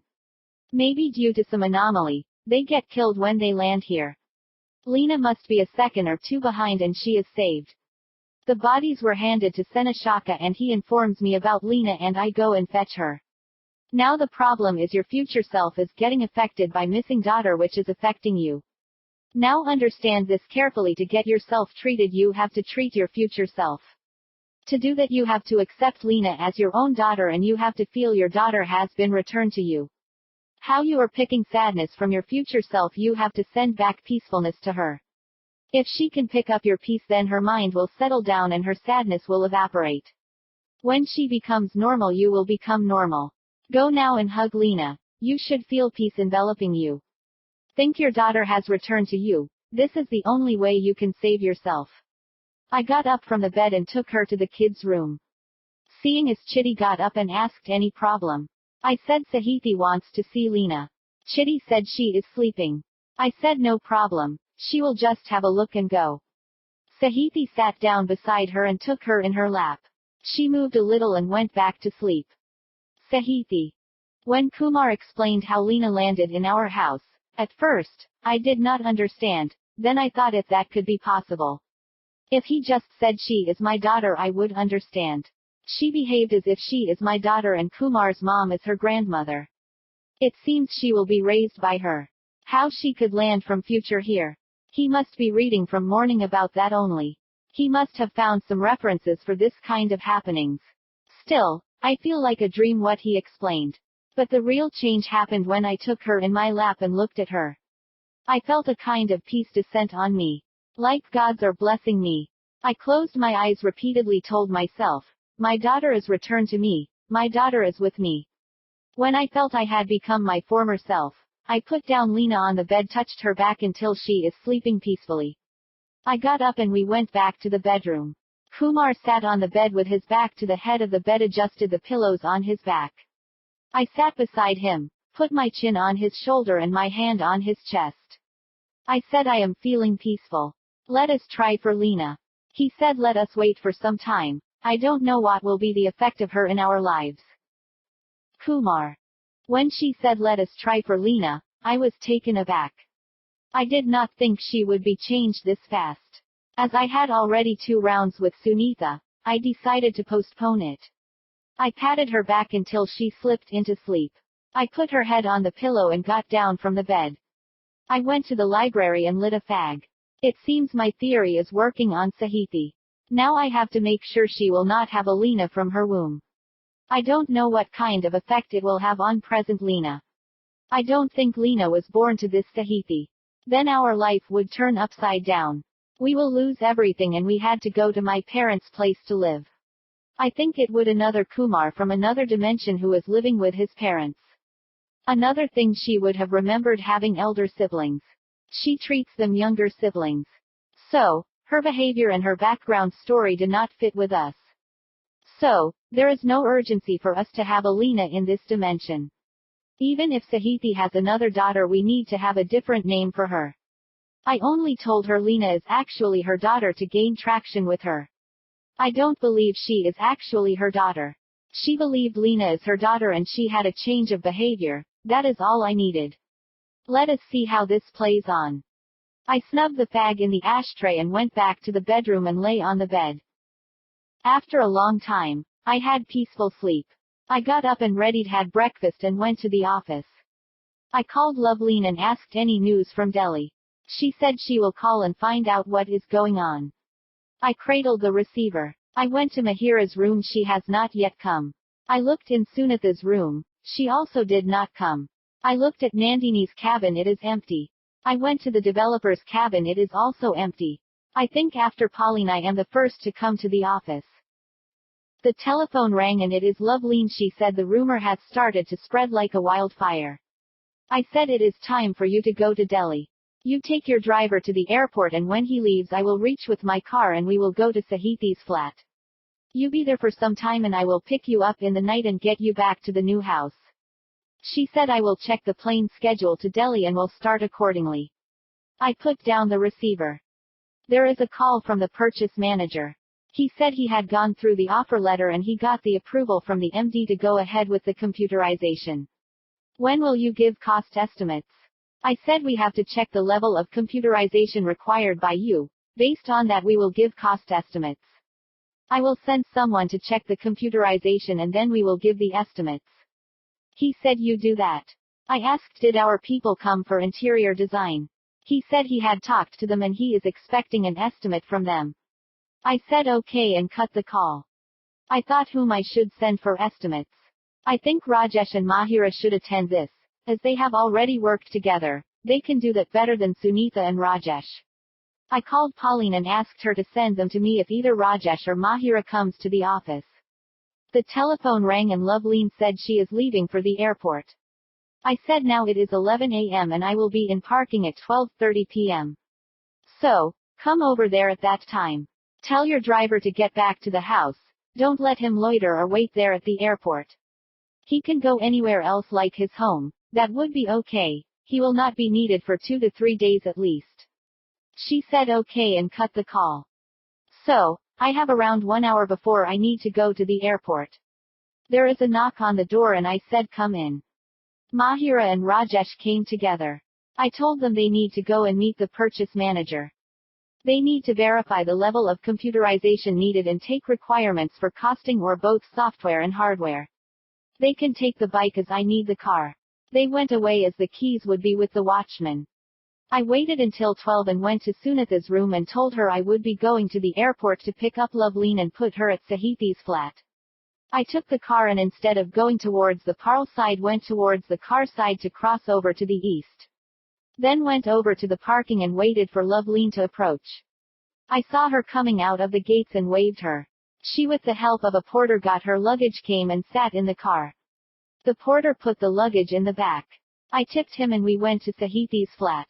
I parked in the parking and took my luggage and we went to the flat. I opened the door and took her to the bedroom. I said I will bring Nishita in the evening, until then can she stay here? She said she is comfortable here, you can go. I looked into the fridge, it is well stocked and fresh milk is available. My brother must be visiting regularly. I told her my brother might be visiting, tell him to give me a call. I will see you in the evening, and went down and took the car and drove to the office. I parked in the office parking and went to my room. I rang up Sahiti and told her to send Nishita to her house as Loveleen is there and send her to give company to her. I checked with Sunitha and asked her, shall we go for lunch? We both went to our house for lunch. Completing lunch, I went to my office room. I checked whether Rajesh or Mahira had returned. They have not returned, so I went and sat in Sunitha's room. I told her what we discussed about Sahiti, and Leena seems to work out. She was feeling better in the night after having accepted Leena as her daughter. She just nodded as she understood what I am saying. I asked her, do you want tea? She said yes. I told her to come to my room and got up and went to my room and sat down. She came after 10 minutes. I prepared tea and gave her 1 cup and took 1 cup. Completing tea, I rinsed the cups and placed them in the stand. I locked the door and came and stood before her. She loosened my trousers and she gave me a blowjob. I stood her up and pulled her up and turned her other side. I pulled her dress up and pulled her panties down and entered her from behind. She bends over the table and we had completed our act, and she adjusted her dress and sat down. I adjusted my trousers and sat behind the table.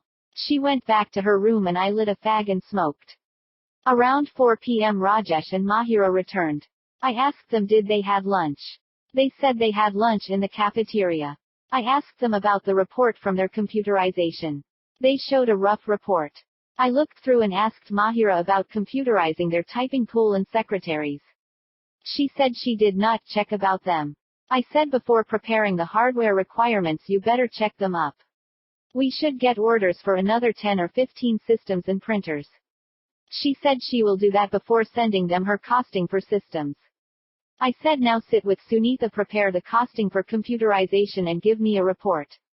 They went away to prepare costing. I sat back in the chair relaxed and thought if we get this project we should be in the green for this year. I have to check accounts and profits for this year, so I can adjust the expenses and profits for tax purposes. Before the end of the year, I had to sit with the CA and finalize these tax matters. I went back to the house and checked whether the kids have returned from school. Chitty with the driver and went and brought them back. I kissed each of them and went to the library and called Sahiti to inquire about the Loveleen's room in the new house. She said it might take another day for it to be completed. Now I can't go and bring her back from Sahiti's house.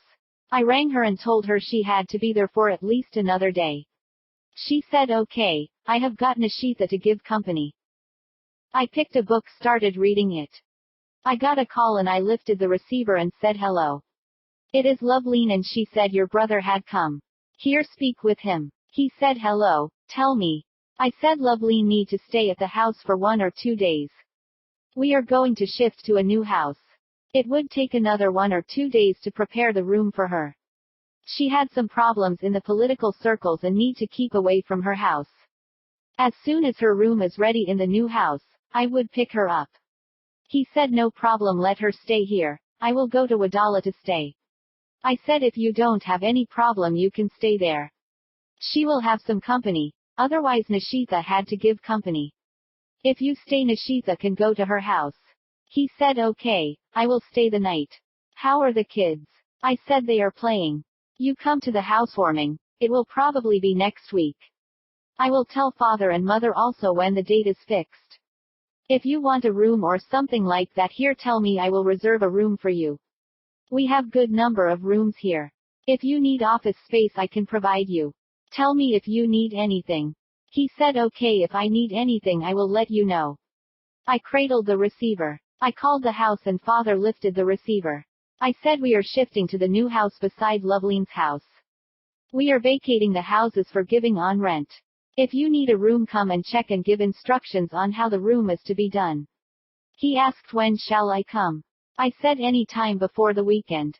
We are probably having a housewarming ceremony next week.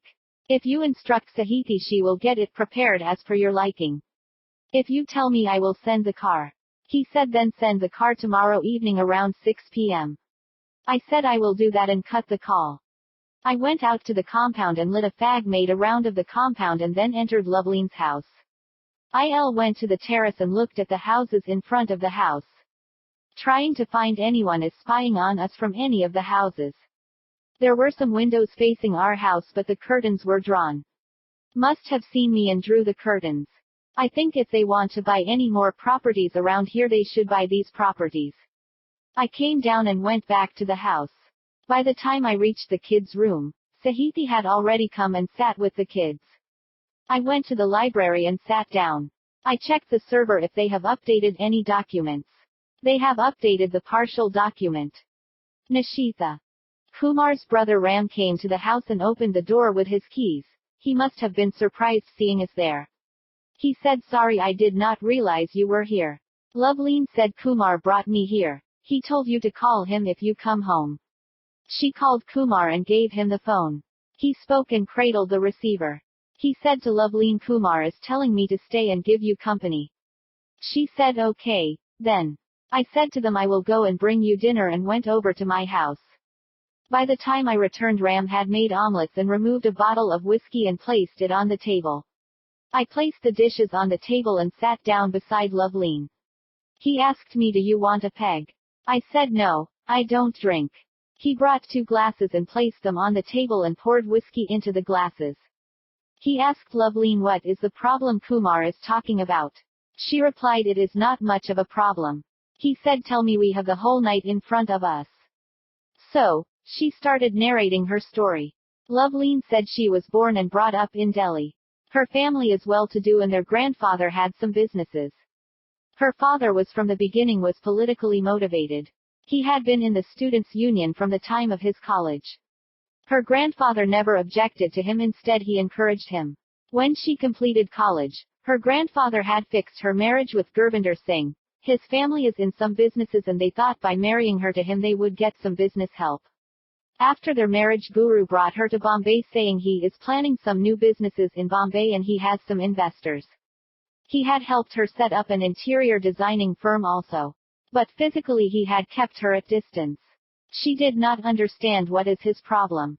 Then one day he had organized a party in their backyard which is facing the seashore. She tried to avoid the party but he called her to the party. During the party, one of his guests came up to her and started flirting with her. She avoided him and went to her room and locked the door. After the party, Guru came to her room in a drunken stupor and beat her mercilessly. The next day she complained to her father, then her in-laws. What he had told her in-laws, she does not know, but he went away to Delhi and stayed there. She was continuing to work here and improved her business.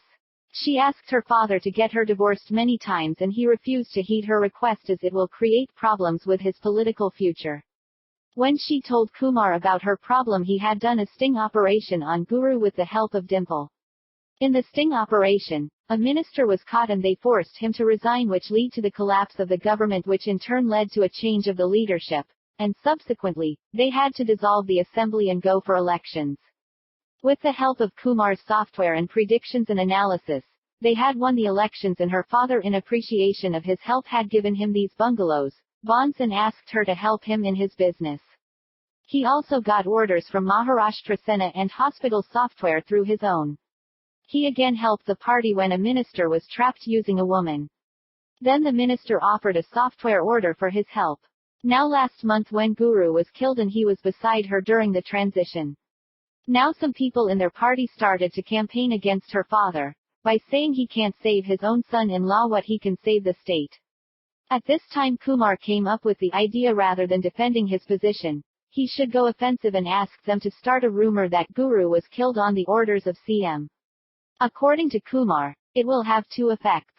One is that CM is ruthless when punishing the wrongdoers and he will not even spare his own son-in-law. This way the rumor will silence anyone who is against their party. He said it is a double-edged sword. Heads we win and tails we win.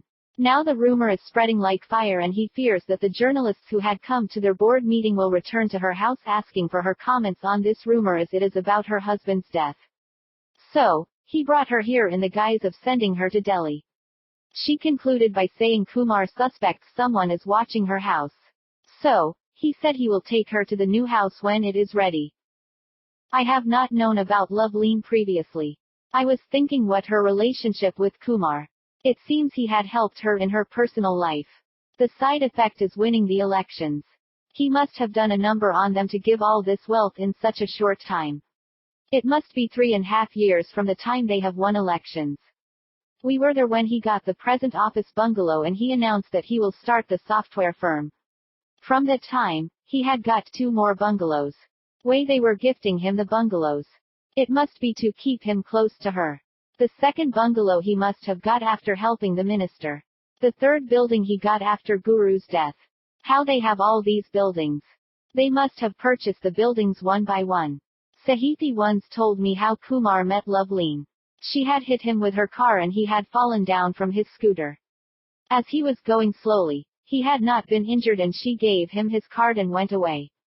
The next day he went to her firm and befriended her. He must have thought she would come in handy if he needed any help financially. He got her to help Sahithi. Then he helped her with her husband. But what is this talk of punishing Guru? What did he do to her now that he required punishment? Whose child is Dhruv? Is he Guru's or someone else? Did Guru have something to do with that? Did he get her raped by someone so Loveleen got pregnant? Is that the reason for punishing Guru? That must be the reason for his death. Loveleen asked Ram, you and Kumar don't seem to be close, why is that? Ram replied, when we were small we used to play together. He used to be with me always. Then when I was in 10th and he was in 8th, our father went away to work somewhere else. He was given house management. He was looking after the money, household, etc. My mom was dependent on him totally. I failed in the 10th and I had to rewrite the exams. That is the time we moved apart.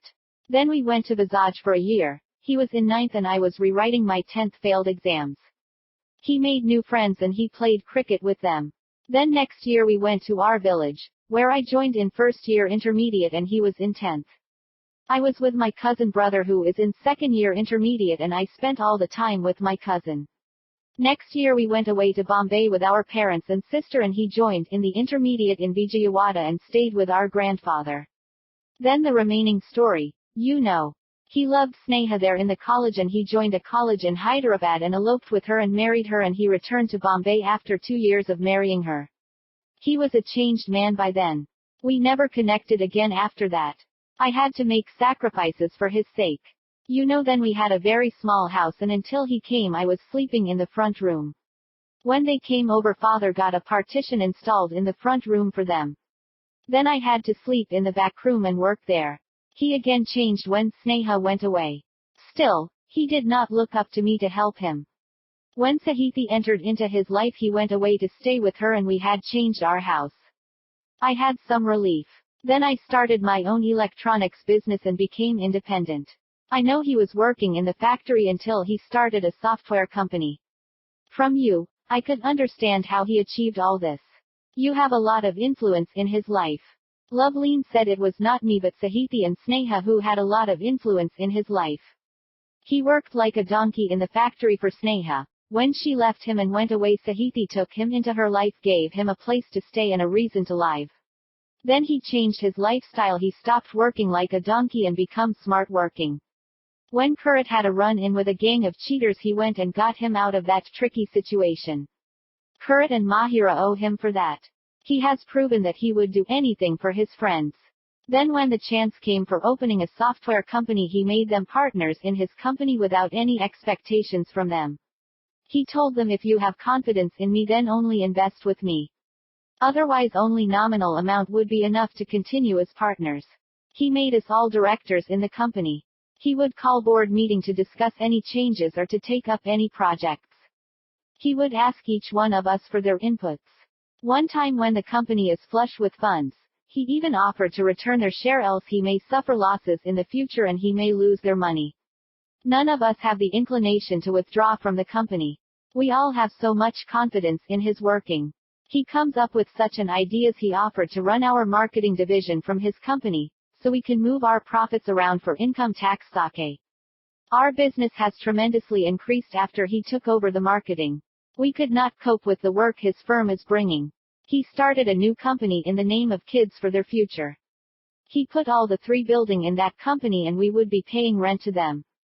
So, they will be secure even if something happens to us. He looks to the future. Might be the death of Sneha in an accident has changed him to look into the future and secure the future of the kids. Overall I was very satisfied with his lookout. It seems Dhruv woke up. I will go and look. Kumar.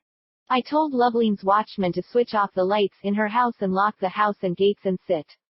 It is around 9 p.m. The watchman called me that some people were knocking on the gates and were asking for Loveline madam. When he said she is in Delhi they were not believing her. What should I do, he asked. I said open the gates and let them check out themselves. Don't allow all of them, just one person to check. Lock the other out. He said he will do that. I went to the gate separating the properties and looked into their compound. He is telling them if they want to check the house, he will only allow one person only. I let the dogs into their compound else they may attack him. They started barking at the visitors. He told them don't try anything. These dogs are fierce, they will not leave them if they caught them. He let one person enter and locked the gates. He caught hold of the dogs and said to them to stop. They stood calmly looking at the person. He showed him that the house is locked and no one is there in the house. All the servants are given holiday. If you want I will open the lock. He said he wants to check. The watchman opened the lock and said to him don't try anything. Don't try to run. These dogs will not leave you.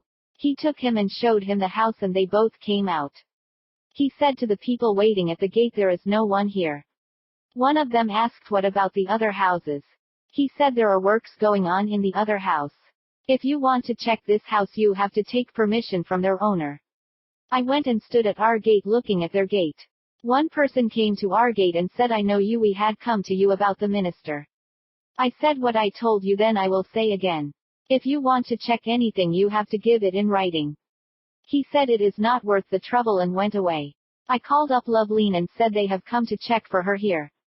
They might have found she had not reached Delhi. She said they are having good time. Nishita brought dinner for them and they are about to start dinner. I told her to have dinner and I will pick her up tomorrow night. I went to the dining room.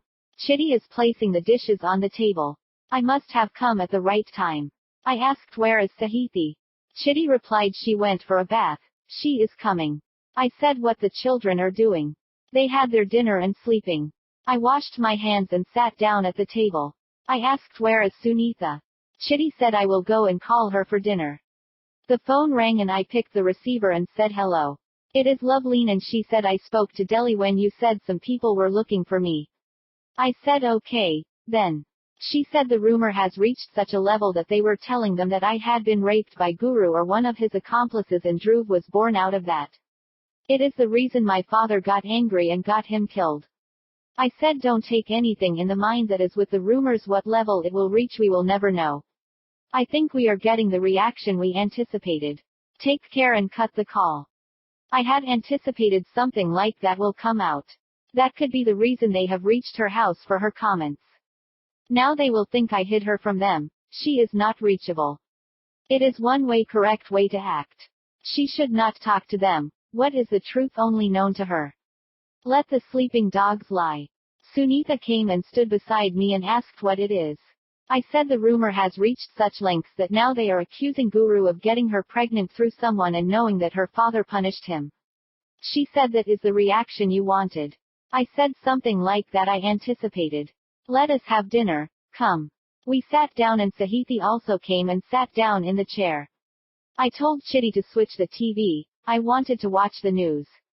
She switched on the TV and changed to the news. At last, the news I was waiting for had come on.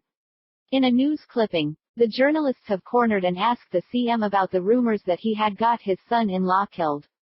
He chided them by saying don't talk rubbish, they are just rumors. He does not know anything about that. The case is being investigated by the Delhi police, they should ask them about it. Then they went and inquired with the Guru's family. They said they don't have any idea what is this about. They only know some business rivals have got him murdered. They don't think the CM has any hand in it. He is not that kind of person. They don't think Guru could have done something like that, which deserves such a punishment. The newsreader said you have heard what they have said, it is up to you to draw conclusions. I looked at Sunitha. That is the expected reaction, she said.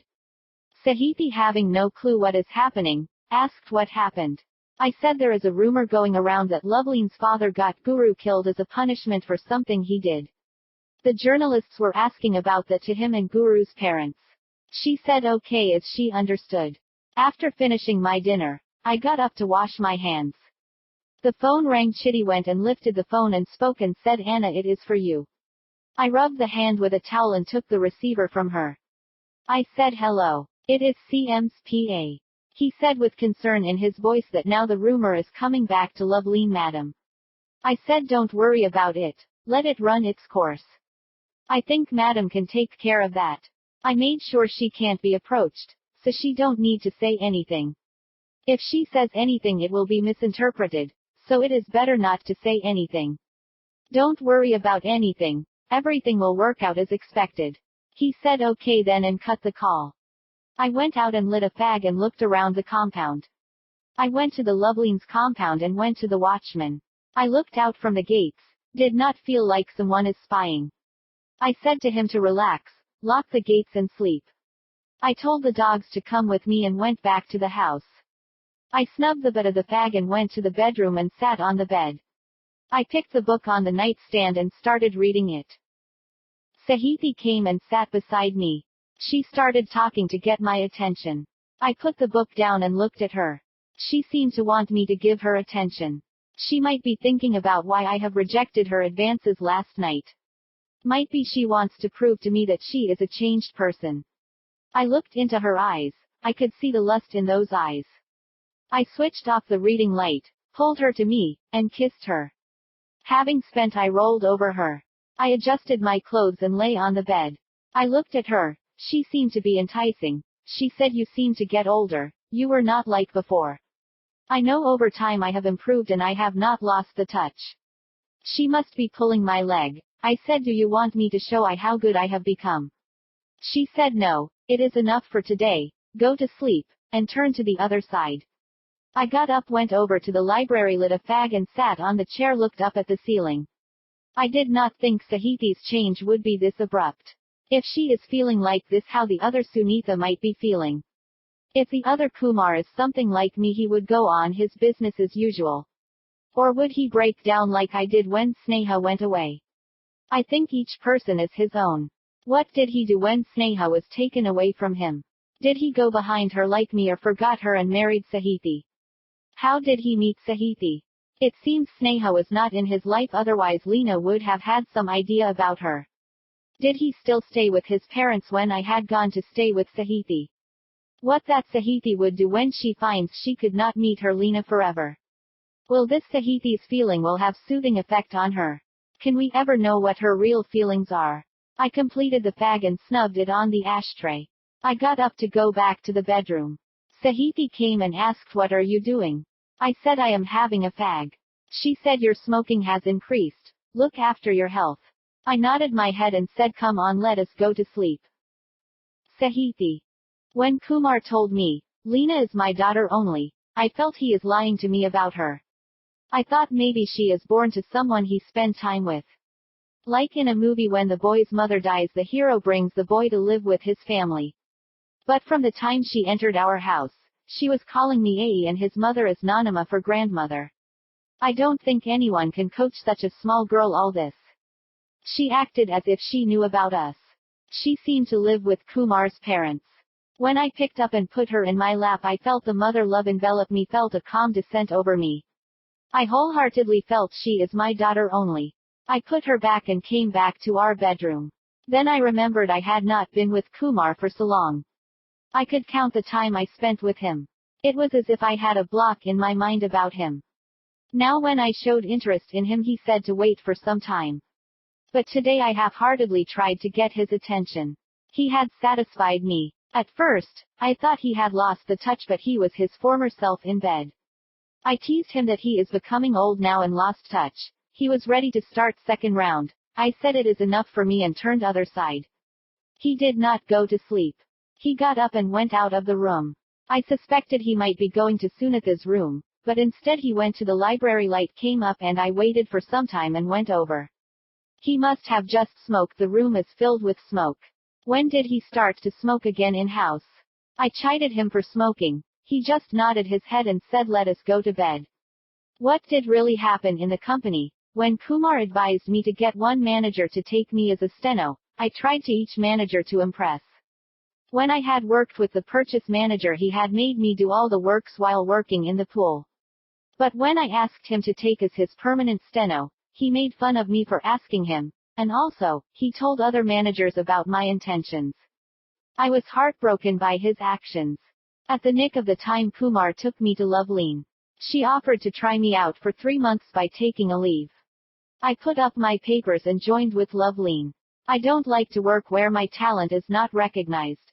Over that, he made fun of me for asking to consider me as his permanent steno. Now I am a manager of a firm and I have been independently handling the firm. I even got an assistant in Nishita. I have a car with driver to move around the city. I have a husband who is a businessman, unlike earlier factory manager. Whenever I heard the factory manager, I felt like factory worker. Because he was working like that only, without any free time and no rest.